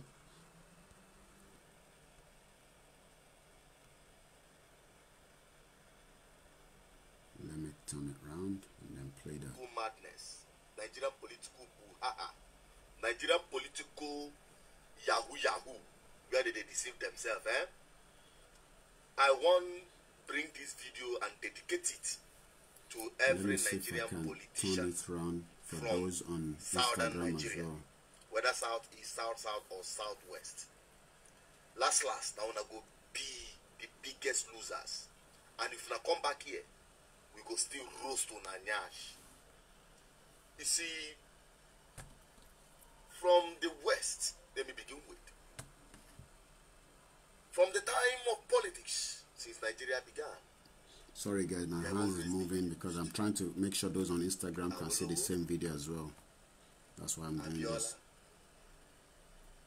Currently, Tinubu, but I don't want to take your time. I want it to come from their own mouth. The mouth of the Yoruba. See if I can get it. Okay. The empire of freedom, of taking all the money. You can see the bullet vans moving in a community of poor people with aeroplane, with aircraft. That is too much money, which could have been invested in industry. Dangote has taken over our own Freeport zone with 650,000 capacity of. I'll follow your comment from my other phone in case I need to respond to any comments. Go and establish an industry like that. He won't establish industry. Don't focus on politics. He's not interested in that. These people are deceiving you. They will spend all your money and they will hit you at the back. I can assure you, anybody who does not know the politics of Nigeria will think money is everything. You have money, you use your money to influence their own victory. When it comes to your turn, they will teach you politics. These people are far ahead of us in political analysis. You are wasting your money, Mr. Man. They will never allow you to rule. It's not possible. When the chips are down, Awolowo will tell you what you went through. Zik will tell you what you went through. These are masters in the game. You cannot protect them. Don't take them for granted. They are not as simple as you are looking at them. they are more advanced if it comes to power. They know how to use power. They know the importance of power. In the chemistry of Nigeria, you have taken over the banks from them. Telecommunication. Good morning, Baba Ekiti. What is left other than power? They will not joke with it. They will not leave it. And they have shown us that they not have the power to rule forever. And that is why I laugh at people of the Southern extraction when they are jubilating. They are jubilating in foolishness. How so, sir? They will teach you politics. You see, go and read the history of Nigerian politics. You will know what I'm talking about. These people, they will pretend they love you. But when it comes to power play, they are masters. Take my word for it. Fine. When I hear Abi, now you will have a better understanding about what this man said here. If you take your time, no go anywhere, listen to this woman. She is also a Yoruba preacher. Just got this piece in from neonbeach.com. Comes with the remote and a dimmer, so we can turn it off, on, dim it, loads of different set. By Adamu Mohammed. We played this already, but I'm just going to play a little bit about it. We already played this already, This one is too bold. and I played the whole clip, so I won't have to go through it again fully. Ever since President Muhammad Buhari took over the mantle of leadership of this great country, Nigeria, we Hausa Fulani have come under severe, always crying Nigeria. That last year, which I won't use this anymore because I wanted you to play that particular one. On Nigeria. So I'm not interested in this because we have already used this before. But let me see if I can get the other video,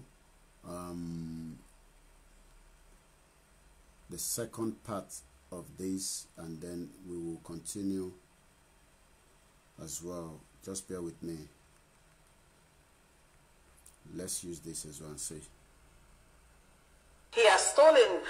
People's Democratic Party chieftain Olabode George has slammed former governor Lagos State for allegedly mishandling the affairs of Lagos State, stating his time of reckoning was near and he'll vomit everything he's stolen. Bode George was reacting to Tinubu's statement on Saturday, addressing his purported 2023 presidential ambition, as well as the crisis rocking the APC. In the statement, Tinubu said he has not made up his mind as to 2023 presidential ambition, but was rather focused on helping Nigerians during the current economic crisis caused by COVID-19. Well, in response to that, Chief Olabode George said, and I quote, "From the very beginning, I used to tell them that the party, APC, is a congregation of strange bedfellows. When you have a big party like that and someone wants to hijack it, there will be problem. First of all, it is a misnomer in a presidential system for a man who is not elected into any position to come out and say he is the national leader of the party.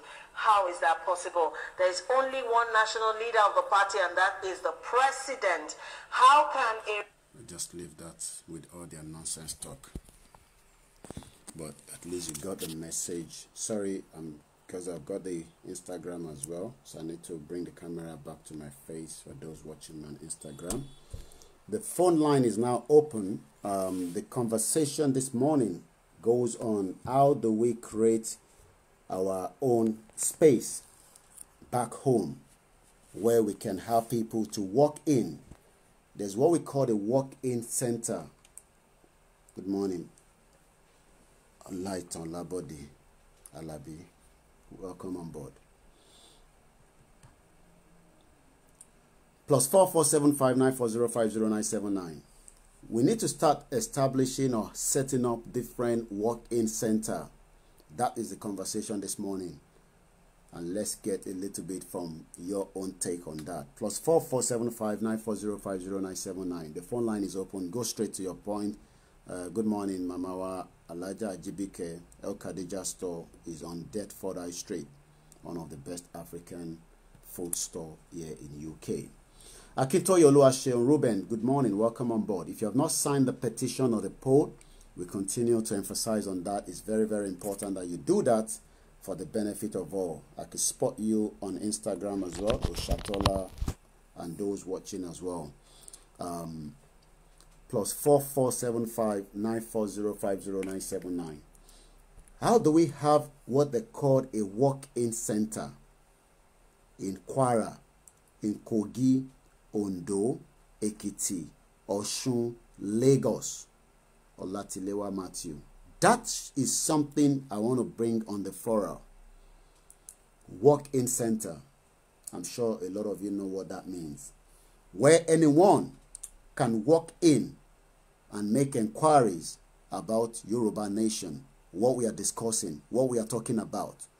They don't have to have internet for that. They just walk in, and then there will be someone there that will explain what it means, and then from there, the message continue. They will have different leaflets. What we are doing is not a crime.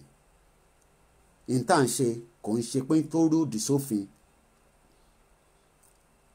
and we can have all this set up in every community, in every town hall, in every city across the Southwest. Into possible talisheni.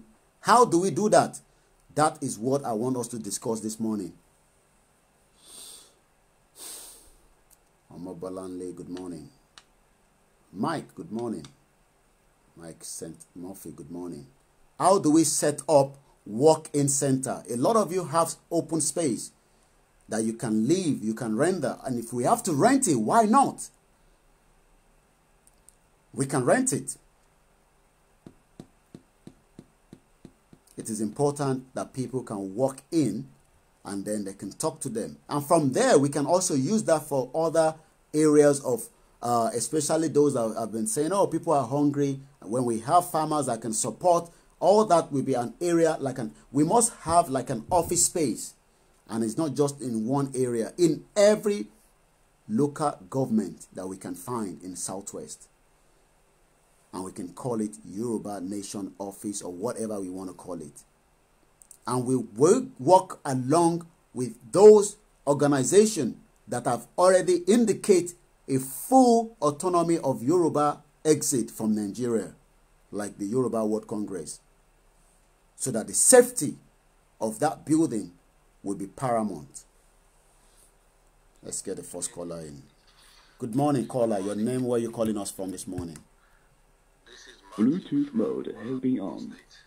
From Ogun State, you said, if I'm right. From Ogun State. All right, Egberanle. Beba face on Igbo, but there's Yoruba le face so, face so. Sorry, there's something I don't like. Hello, my brother. When people call, there's something that gets me, that kicks my nerves. We are sitting here talking about breaking a country. It's not a joking matter or a laughing matter. I don't like it. When people call, this is a serious situation we are discussing here. And I'll let you go ahead. I schooled in Abeokuta, so go ahead. And I was in Abeokuta during the governorship election. But thank you very much for calling all the way from Nigeria. Go ahead, my brother. Okay. As I was saying, I'm in the other side of Ogun State, which is Ifo. Oh, Ifo, okay. Ifo local government. Ifo bread. Then towards this Ajunwakute, Alagbato. Okay. So, they create awareness. The last election, there is this party of a thing we worked for. Then we have this graduation on our own, the youth, that will keep saying, "Toba the time election, only Bruku is Makura."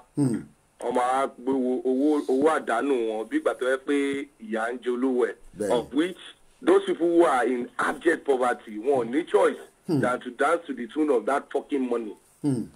So our job, we are about 500. Job, telling them this coming 2023, even if you come, Walama decide the pulling butuwa. We are trending like a youth. And the problem again we have here, let me go directly to the question you asked.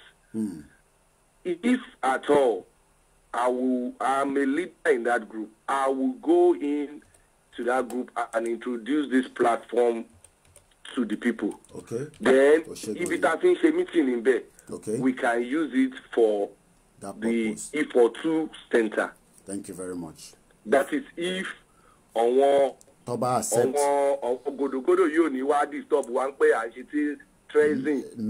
that's what we would do. That's why we will link you. Whatever office we're going to have in operation will be linked with the main body that we already know, that is Yoruba World Congress. And you guys will have the access to not just, the Professor Banji Akintoye, the chief imam of Yoruba land, and all the other people don't know that. Look, and I explained this to somebody, somebody's watching me. People think it's just me and other people sit inside UK and we are shouting, let's break Nigeria. Because you know, let me tell you one thing. One thing about Yorubas is Ondro the Messiah Neo, Otis Ogbonwo. Okay. The real truth is Otisu Bobo Ati Agbo Ati Omode Atagbalagba. Everybody is tired. We are tired of their nuisance. They keep thinking we're a fool. We are tired. But what they need is someone who is going to ginger them to let them know that, hey, our people need awareness.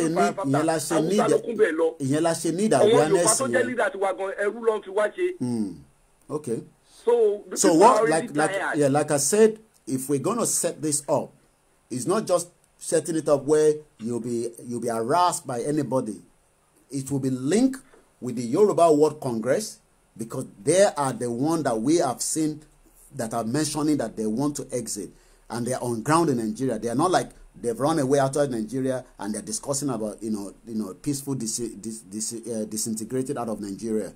But we need those kind of open space where people can have information. The open space is not a problem. Okay, it's not a problem. All right. We are not even going to be asking for any help when it comes to the space. Okay. We have the space. Okay. So what you do for me, come back to me. I've taken down your number, but what you can do after you come out of this conversation now, just send me a message to mention your name and E4. That means already we have a base there in E4. And the materials and everything, we can start discussing it, And I say thank you very much for your call this morning. Really appreciate it. You're welcome, sir. You're welcome. That is what I want to hear this morning. He's ready. They have the space. That means we are moving the conversation on ground, offline. +447594050979. I said it first. Guys are tired. Many I know holding back with guns, cutlass, ready for anything. I'm serious. We don't even want them to use that yet. Let's create the awareness first. Create awareness and we will know that the message there's a lot of space that are just sitting down unused in different community. You know your community. I don't know. So you should be able to tell us how you want to come in now, so that the message will be something that it doesn't have to be in operation, for 8 hours. To buy 3 hours, people can walk in there. Kilonso, I think, okay, ejoko, inkoton so lele, ibiba la lo. Let me show you. Okay, this one is telling me the battery is running low on the Instagram, but it's still on, so I need to kind of. Okay, so what I'm gonna do, I'm gonna bring it this way so that I can then charge it as well. So my leg bisimo at the sorry guys, I'm just trying to make room for because I don't want those still watching us on Instagram to lose the message. Okay, somebody's calling as well. Straight to your point so that we can get more callers coming in. We end the broadcast exactly at 8:30. It's only 2 hours broadcast. Good morning, sir.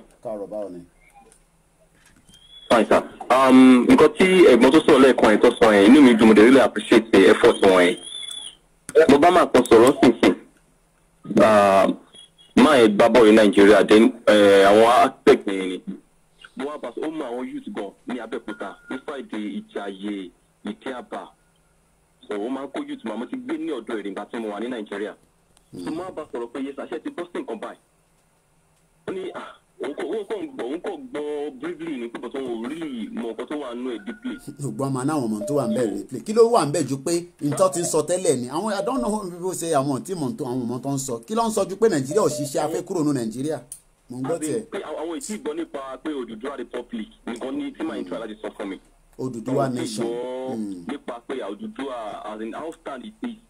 tí mo á ṣàlàyé fún wọn even God safe nǹkan tí à ń sọ̀rọ̀ yìí kò kí ń ṣe nǹkan tó yẹ pé àwọn èèyàn take it levity hand o pé àwọn tó jẹ́ gbòógì tó jẹ́ àwọn bàbá dáadáa ní Yorùbá wọ́n ti support ẹ̀ wọ́n níbi àwọn níbi bàbá Gani Adams Professor Akintoye and many people like that wọ́n ní that's very nice. wọ́n ní but yes sir kí ni nǹkan tí ẹ̀yin lè offer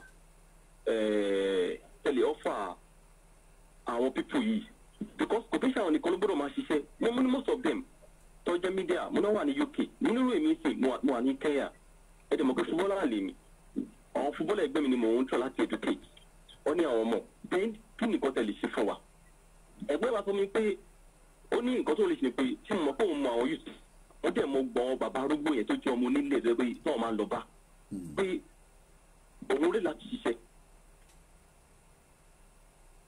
ó ní ọdún mo ti ṣe contact pẹ̀lú wọn ó náà máa kó àwọn youth jọ ẹni àwọn voice tó ń lò kò kí n sọ̀rọ̀ jàgídíjà gan o ó máa kó gbó wọn jọ tó bọ̀ tó wọ́n fẹ́ bá yín ọ̀nà máa bá yín sọ̀rọ̀ náà tí wọ́n bá ti kóra wọn jọ àwọn máa ṣe meeting tí wọ́n bá dẹ̀ ṣe meeting àwọn máa ṣe fídíò àwọn máa send it sí tó bọ̀ kíní kan ni ṣé gọ́tẹ́gbọ́n yẹn náà sọ ní máa náà sọ pé ṣé security wà fáwọn pé bí kò ṣàmú pé ọ̀rọ̀ Nàìjíríà tó bá di pé ẹ̀yin youth ẹ̀kọ́ra ń jọ ń sìn ẹ̀yin sọ̀rọ̀ bí nǹkan ṣe fẹ́ da ìbẹ̀lẹ̀ máa rí àmì sójà gbọ́ tó máa wá ọmọ àdàbọ̀ bolẹ̀ ọmọ máa arás ẹ̀ máa arrest. gbogbo yẹn gbogbo ṣe that okay all right okay mo ti get tètè round up because of the time mo ní láti gbẹ́ lómi wọlé so just make it just wrap it up quickly. point tí máa ń tàn tún àjọsọ ni pé ṣé security wà fáwọn nítorí bá kó àwọn youth yẹn jọ ṣé security wà fáwọn so fẹ́mi sí ni pé kó gba contact ní pé kó bá ń sọ̀rọ̀ pé máa bá ń sọ̀rọ̀ direct because you are a free man ẹ máa bá ń sọ̀rọ̀ ẹ máa explain dáadáa fún wọn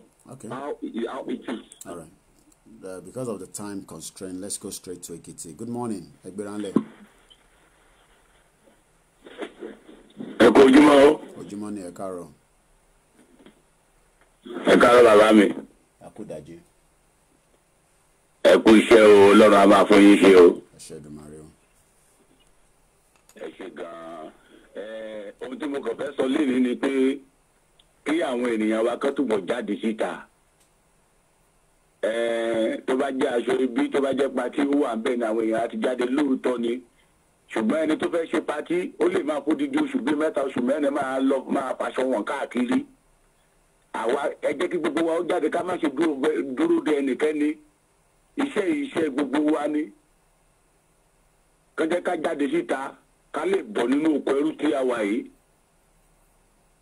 kí gbogbo wa jáde síta pátápátá àná báyìí mo jáde bàbá kan rí mi oníṣẹ́ ó lè ṣe ó ní àwọn Yorùbá ẹ̀dà síwá ó ní wọ́n bọ́ ṣe máa ń kó wa ṣìnà nìyẹn mo wá ní àwọn ilé tó jáde síta yẹn sì kì í ṣe àwọn àgbàlagbà ayẹyẹ o mo wá bẹ̀rẹ̀ sí ṣó prógámù yìí ti gbẹ ay citizen bọ́dá Yomi Koiki gbẹ̀dú master gbogbo yìí ó wá ní àwọn jọ́ndọ̀gbọ̀n ó lè lè máa ṣe é ṣe bàbá yẹn láti mú mi lọ sọ́dọ̀ ẹnìkan again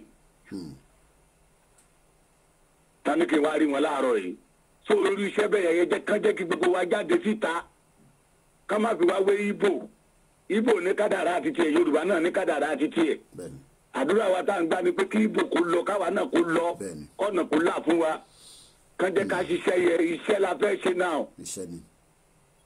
mò ń sọ fáwọn èèyàn Yorùbá ní pé ọ̀pọ̀ ọ̀rọ̀ òkágbọ̀n afẹ́fẹ́ ló ń gbé lọ we need action iṣẹ́ kí gbogbo wa ká jáde síta kárí pé iṣẹ́ yìí kì í ṣiṣẹ́ brother Yomi nìkan iṣẹ́ gbogbo wa ni kárí pé iṣẹ́ yìí kì í ṣiṣẹ́ ay nìkan iṣẹ́ gbogbo wa ni kì í ṣiṣẹ́ Lady B nìkan iṣẹ́ gbogbo wa ni gbogbo àwọn ènìyàn wa tó dúró nílò òyìnbó tó ń fi táìmù wọn tó ń fi iṣẹ́ wọn lẹ̀ tó ń fi ṣe prógrámù kì í ṣiṣẹ́ wọn iṣẹ́ gbogbo wa ni ènìyàn méjì ò ń ṣèlú ọ̀pọ̀ ènìyàn ló máa ń ṣèlú kí gbogbo wa ká dìde síta. ṣe gbọ́ mi ẹ̀rù tí a máa bá wa sọ fún wọn nìyẹn àwa tàbí tí ń jáde síta ká túbọ̀ múra sí Ọlọ́run á ràn wá lọ́wọ́ ẹ ṣé gan ikú iṣẹ́ náà. ẹ ṣé gan ni bàbá Èkìtì ni ẹ ṣe rí let me explain this fún àǹfààní àwọn tó wà nílé kẹ́ lè farabalẹ̀ gbọ́ dáadáa. Okay, doctor tí mo bá sọ̀rọ̀ lánàá wọ́n ti connect mi mọ́yàn kan ní Ìbàdàn, so you know the doctor I was talking about from Canada. Ntí a need láti ṣe táwọn èèyàn understand, when we have the caliber of the chief imam of Yoruba land that is talking about disintegrating peacefully out of Nigeria, and is in Nigeria there, and is also accessible in Yelobe. We have Professor Banji Akintoye. We have other Oniyan Konto sent me no lano, which I'm sure a lot of you know very well. I think it was on Heritage Television some few weeks back. So it's not about we just telling you Losita. No, the conversation is inside Nigeria. Ìdí tẹ́ ṣe gbọ́ ìyàtọ̀ tó wà níbẹ̀ ni pé ìdí tẹ́ ṣe ń gbọ́ dáadáa nísìn ni pé àwa là ń sọ láti ta. Ṣẹ́rí ti bá tan TVC yín nísìn àti channels wọ́n wà lórí Sky wà níbí báyìí. Wọ́n ní sàn kankan lórí ẹ̀. Wọ́n máa mẹ́nu bàálẹ̀ nǹkan tó bá pe àwọn bàbá yẹn wá kó wá sọ̀rọ̀. But wá kọ̀ fún ní bí i 10 minutes kó fi sọ̀rọ̀ pápápá ló máa lọ. But we are saying this every day. Ìyàtọ̀ tó wà ń bẹ nìyẹn. So kò ń ṣe pàwọn alájókòó sí bíbá ìlà ń push anybody pé no a máa kúrò nínú Nàìjíríà. No, àwọn kan ń ṣiṣẹ́ nínú Nàìjíríà tó ń ṣe ní every day. Tó yẹ pé nǹkan tó ń ṣe lọ nìyẹn. So what we just need to do is ìyẹn la ṣe ní láti create a working center that people will come through. People will come through that working center. They will ask and they will make inquiry. Ẹlòmíì nísìn tó tọ́ ni wọ́n ní Yorùbá ṣe máa kóra wọn jọ nìyẹn irọ́ ló ń pa. But when they start seeing evidence that àwọn èèyàn ti ń sọ̀rọ̀ lórí ẹ̀ iṣẹ́ dẹ̀ ti ń lọ. And from what I was told that the link to the UNPO will be officially on the website by end of this month. That's the information that reached me yesterday. That is based on the I'm going to turn this around again. Oh, what is here? So, if I go into from what I gathered yesterday, that the Yoruba UNPO will be officially coming into the website of the UNPO before the end of this month.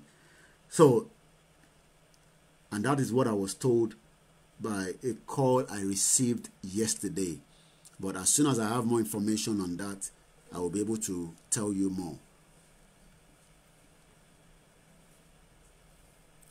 And let's talk about that a little bit. So let me go into this and let's just play that.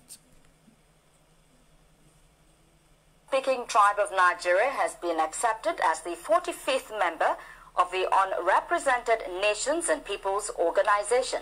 Leader of the Yoruba World Congress, Professor Banji Akintoye, says the membership represents a very important step in the collective quest of well-meaning Yoruba people to achieve the goal of dignity and self-determination. It is my great pleasure and pride to inform you that the Yoruba nation has been admitted to the membership of UNPO. UNPO means Unrepresented Nations and Peoples Organization, with its headquarters in The Hague.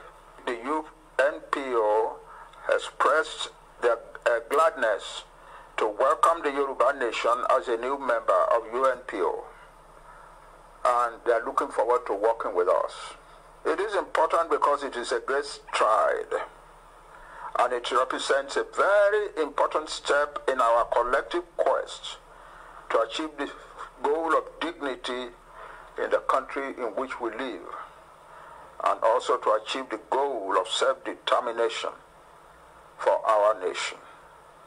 Our Yoruba nation now has a voice on the international stage via the machinery of the UNPO, which maintains a permanent presence before the United Nations and before other international agencies like the European Union, the African Union, the United States government, and the governments of various other countries across the world. Let's played. Now, let me take that back. The Yoruba-speaking tribe of Nigeria has been accepted as the 45th member of the Unrepresented Nations and Peoples Organization. Leader of the Yoruba World Congress, Professor Banji Akintoye, says the membership represents a very important step in the collective quest of well-meaning Yoruba people to achieve the goal of dignity and self-determination. It is my great pleasure and pride to inform you that the Yoruba nation has been admitted to the membership of UNPO. UNPO means Unrepresented Nations and Peoples Organization, with its headquarters in The Hague.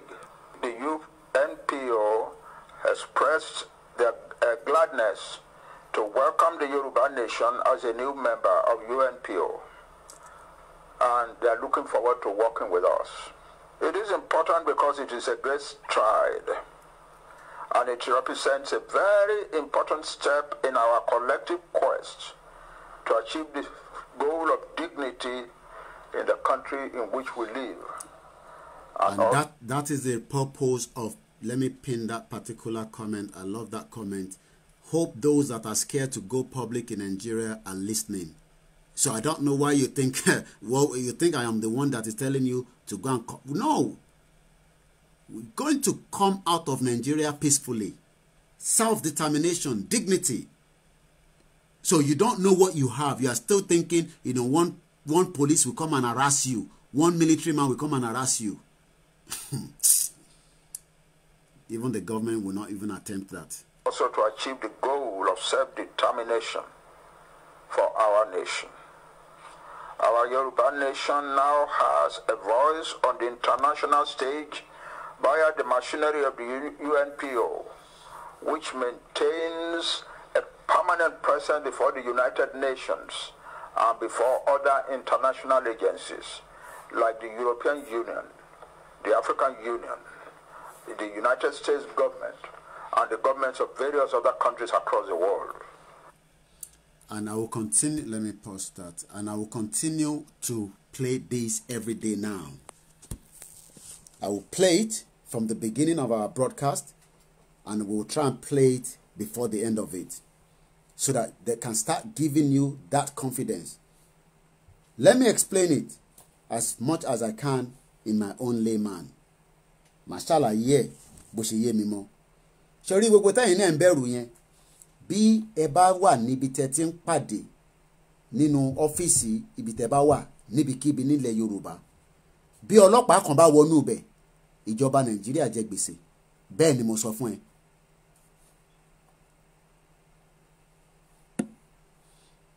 Ẹja kọ́kọ́ lọ sí Èkó. We have 16 more minutes before the end of the broadcast. Go ahead, Prince, all the way from Lagos, Nigeria. Hello, Prince. Okay, the location 9 network in Abibao. Hello. Ẹ pè padà, Prince. Bí a pè rẹ̀ bí a network kò wọlé dé bíbá. So, kí ni mò ń try láti ṣàlàyé fún wa? Ẹ̀hún lẹ gbọ́ lẹ́nu bàbá yẹn. Professor Banji Akintoye, the leader of the Yoruba World Congress. Mọ̀ tó wà lọ́wọ́ yín. Hello. Ẹgbẹ̀ránlẹ̀ Prince. Can you hear me now? Loud and clear. Oh, good. Ẹ káàárọ̀. Ọ̀rọ̀ tẹ́ sọ láti ẹnu mo fẹ́ sọ̀rọ̀ lé lórí pé a ò mọ̀ tó wà lọ́wọ́ wa. Torí ẹ̀ ni ẹ̀rù fi ń bà wá. And I want to tell you again, nothing, absolutely nothing is working in that useless country called Nigeria. And I will tell you what happened yesterday. Mo ń bọ̀ láti Ìkẹjà, and we saw a boy, a guy, fell by the roadside. Ẹ̀jẹ̀ dẹ̀ jáde lẹ́nu ẹ̀. Àwọn ọlọ́pàá wà ń bẹ̀. We stopped, we are calling emergency, wọn ò pick it. A lawyer by my side took up my car, ran to the emergency ahead of us. Ìgbà tó débẹ̀ ó ní kó lọ gbé wá, àwọn tó wà ń bẹ̀ ní kó lọ gbé wá. Ipa wọn ò kí ń gbéyàn ní títì. Emergency in Lagos State that you people said it's working. Now, mo wá sọ fáwọn ọlọ́pàá yẹn pé tó bá jẹ́ family yìí kan lélẹ́yìí kí ló máa ṣẹlẹ̀? One of them, and he told you, Oga, you are right. Listen, I will tell you the reason why you need to support Oduduwa and Biafra. You as a police officer, how much is your salary? You are entitled to free accommodation. Your children free education. Only yes. Money to one for you, only rara. Money back to buy and you know money come out what I'm campaign against you. Oh, already. Only you are right. Money. As long as you are doing this, this is a man, Tony family, with blood all over his body. Nobody could rescue him. How many of your colleagues died in the motor accident as a result of bad road? Before I finish talking to them, sir,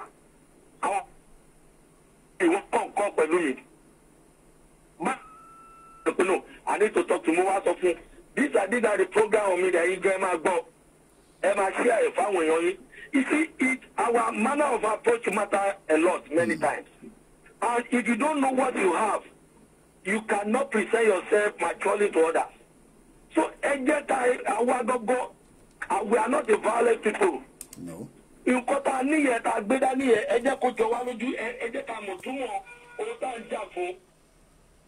The way I talked to them, I spoke with them yesterday, I don't think we can talk to any reasonable man. But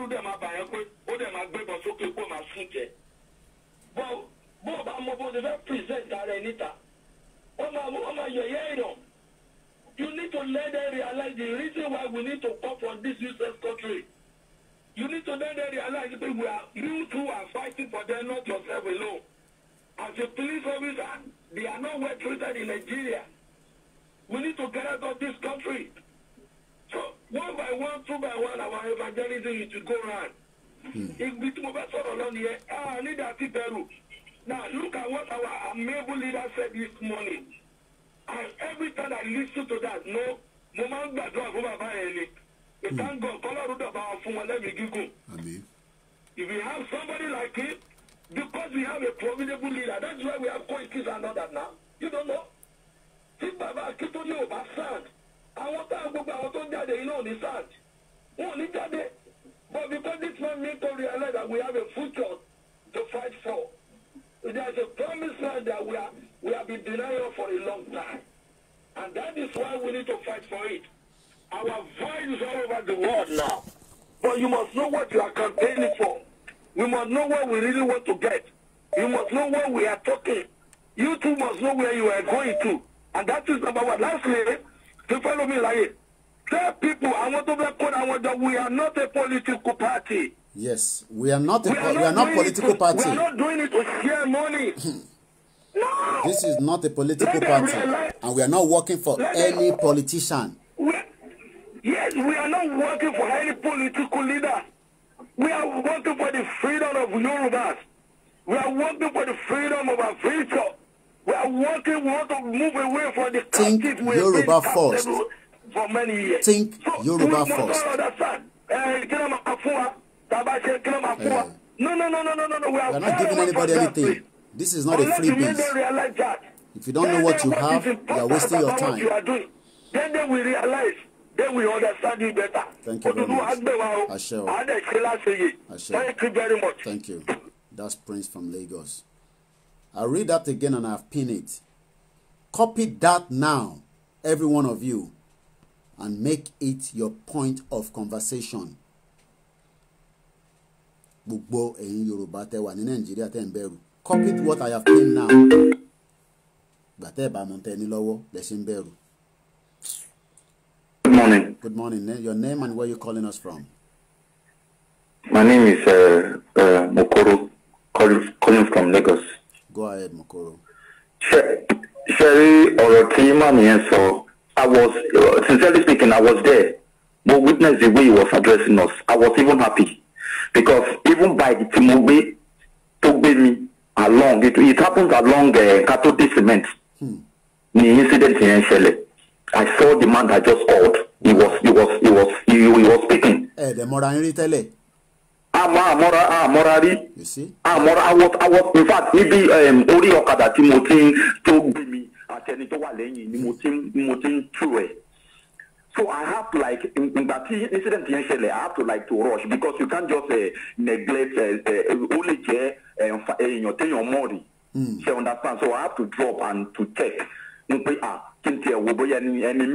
so that I can be able to like to reach out and see if I can do one or two things.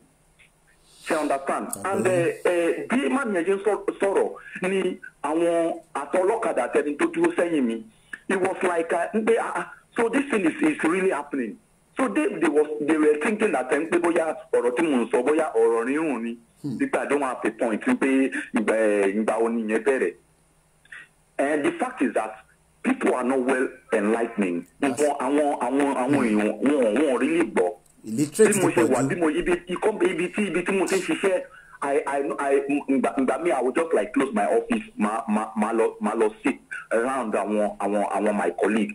Then I'll portray basically or presentation no matter. The way thing you should present here, no matter. And we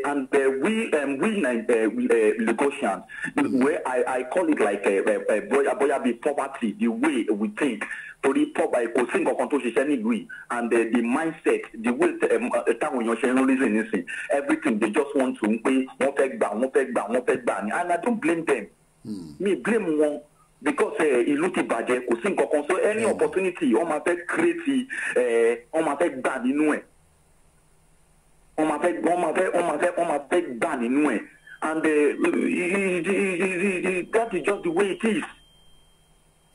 Okay. All right. Thank you very much for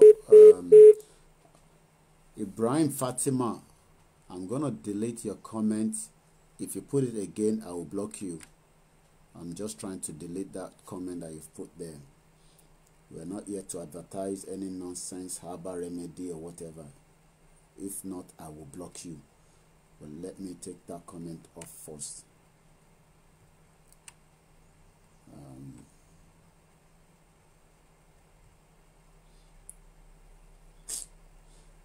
She might delete the comments here. Okay, let me go and look at. Let me pin it here first. No, I don't want to pin it because that will be giving you. People don't know what they have. HR8, can you delete that comment from Ibrahim Fatima? Scroll back and delete that comment to Fisibe because I don't know what I can. Let me try and look on it here. Orí ẹlòmí ò pè rárá nǹkan ọ̀tọ̀ nìkan tá à ń sọ ọ̀tọ̀ nìkan tó wá ń polówó ní ṣé à ń polówó ọjà ní bíbá ṣọ́jà lánà à ń polówó ní bíbá just have people that cannot think straight.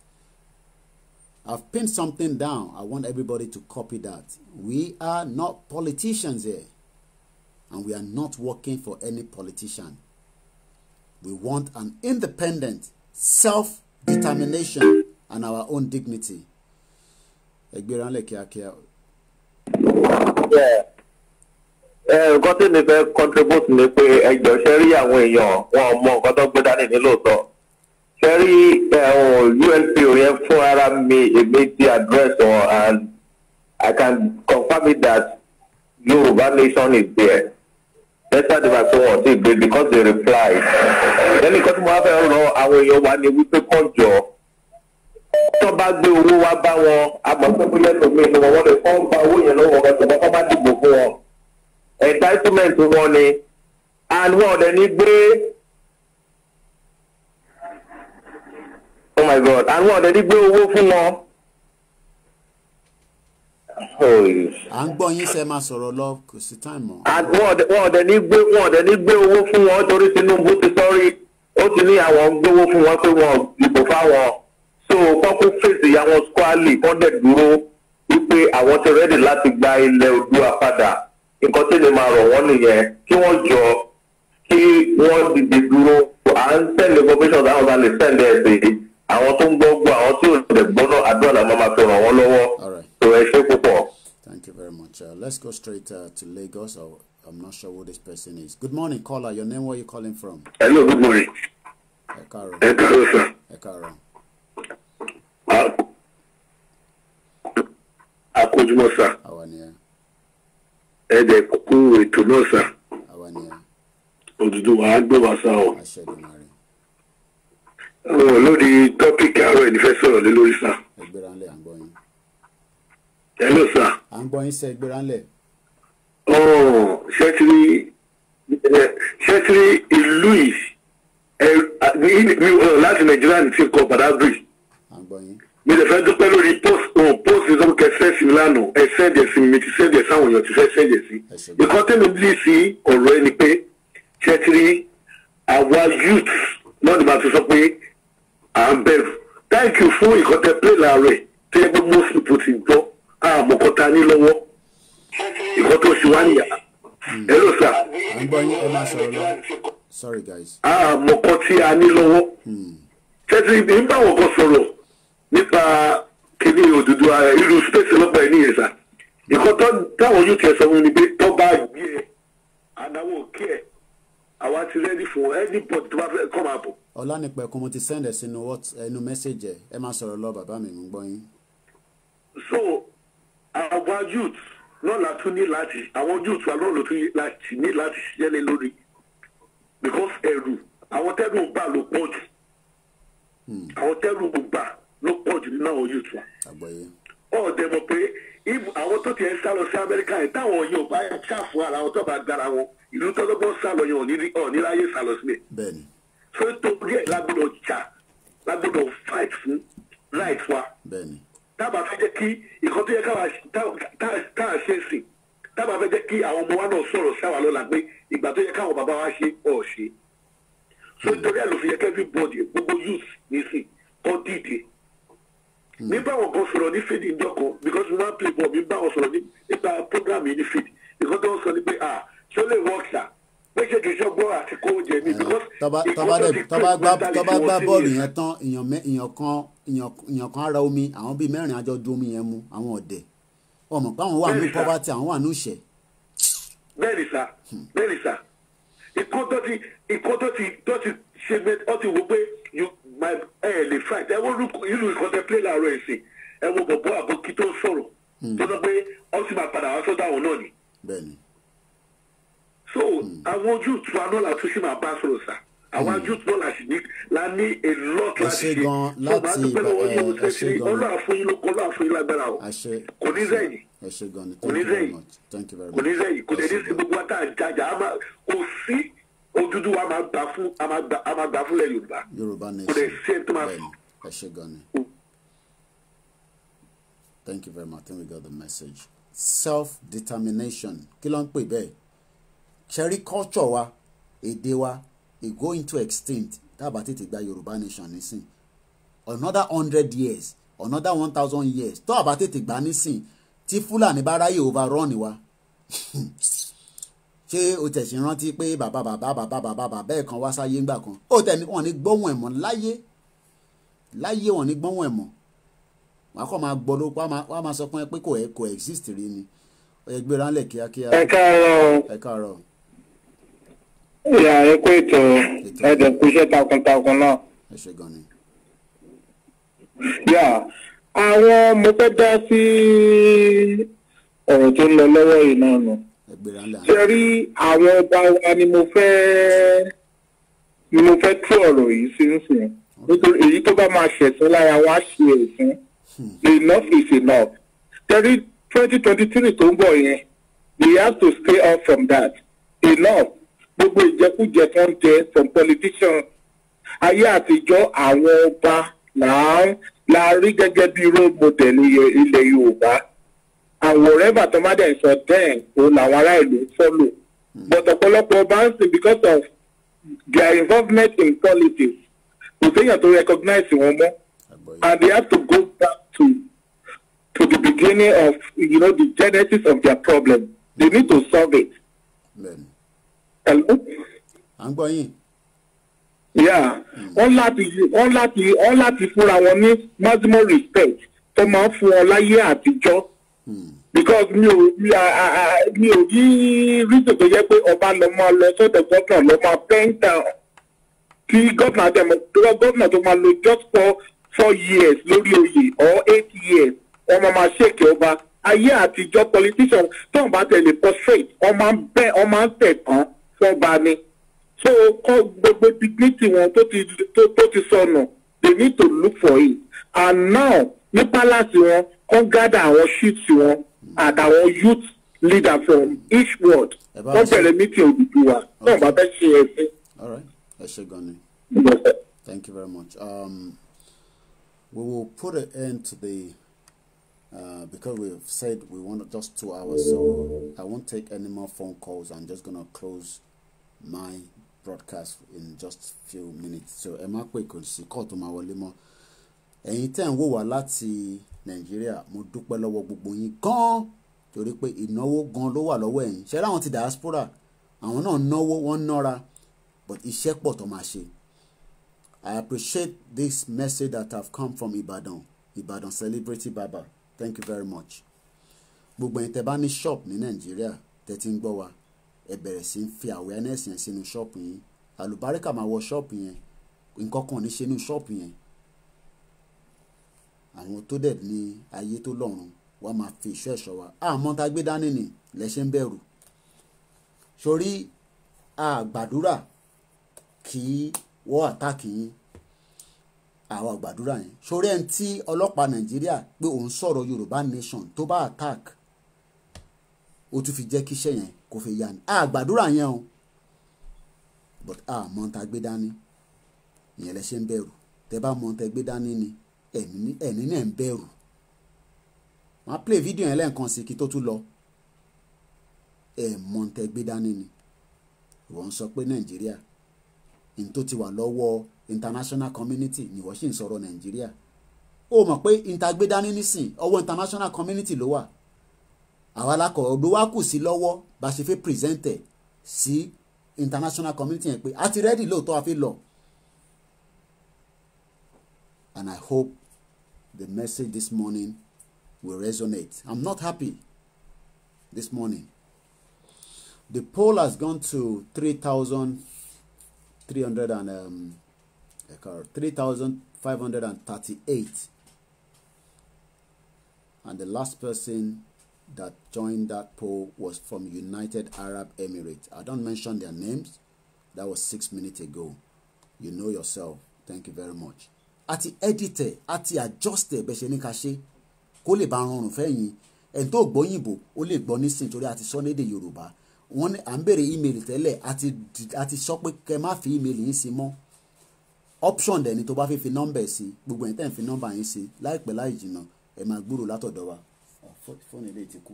Okay. At least àwọn èèyàn ó wà láàárọ̀ ìdórí Instagram. So which is good. Ẹni tó filẹ̀ láti kájọlà ọmọ rẹ̀ ọkùnrin nìyẹn àdúpẹ́ lọ́wọ́ ẹ̀. Ẹni ẹ̀ tún bá wa share. Ẹni tó filẹ̀ náà láti orílẹ̀-èdè Nàìjíríà ìwọ náà mọ̀ rẹ̀ ẹ ṣé gan ni. Láti Nàìjíríà as well ẹ má filẹ̀ lẹ́ẹ̀mejì ẹ̀ǹkan lẹ lè filẹ̀. So òkè ó dà pé àwọn ilé bíi family ni wọ́n ni mo ṣe rí same surname. No sorry àwọn kọ̀ọ̀kan orílẹ̀-èdè ni. Okay. Okay, mi mo assume pe same person ni but still different name. That's fine. Again from Ogun South, our message is getting there, but we need more awareness. I won't take any more calls. I'm just wrapping it up. Thank you very much. And tó bá wa file láti Ogun South, ó mọ̀ rẹ̀ àní láti dárúkọ ẹ̀. And tó ṣe file 17 minutes ago ní Germany, ó mọ̀ rẹ̀. Thank you very much. 22 minutes ago láti Ọ̀yọ́, ó mọ̀ rẹ̀ náà. Thank you very much. 23 minutes ago láti Nigeria, àwọn ti Àlímọ̀ṣọ́ local government, ẹ mọ̀ra yín obìnrin ni, ó ṣe gan ni.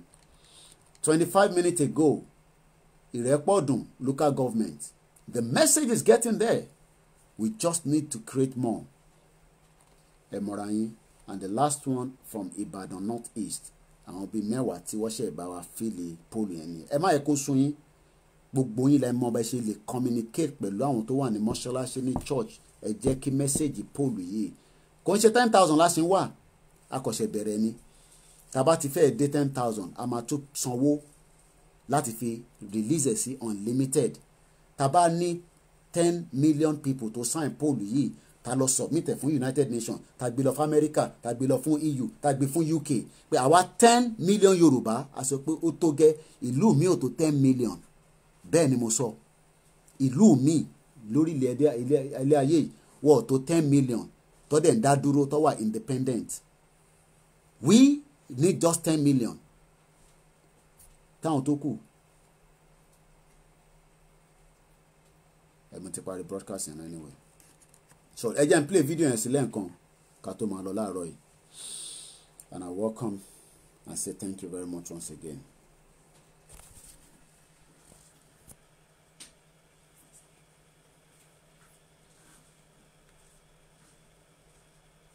The Yoruba-speaking tribe of Nigeria has been accepted as the 45th member of the Unrepresented Nations and Peoples Organization.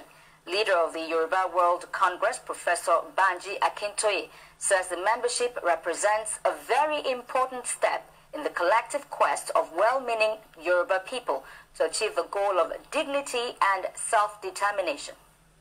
It is my great pleasure and pride to inform you that the Yoruba nation has been admitted to the membership of UNPO. UNPO means Unrepresented Nations and Peoples Organization, with its headquarters in The Hague. The UNPO expressed their gladness to welcome the Yoruba nation as a new member of UNPO, and they are looking forward to working with us. It is important because it is a great stride, and it represents a very important step in our collective quest to achieve the goal of dignity in the country in which we live, and also to achieve the goal of self-determination for our nation. Our Yoruba nation now has a voice on the international stage via the machinery of the UNPO, which maintains a permanent presence before the United Nations and before other international agencies like the European Union, the African Union, the United States government, and the governments of various other countries across the world. The Yoruba-speaking tribe of Nigeria. And on that note, I say thank you very much. Join me later on at 11 o'clock on Star Radio UK, and I'll be back again at 7 p.m. in the night when we do the part 2 of this broadcast. Have a very good morning. My name is Ola Yoruba. Bye for now.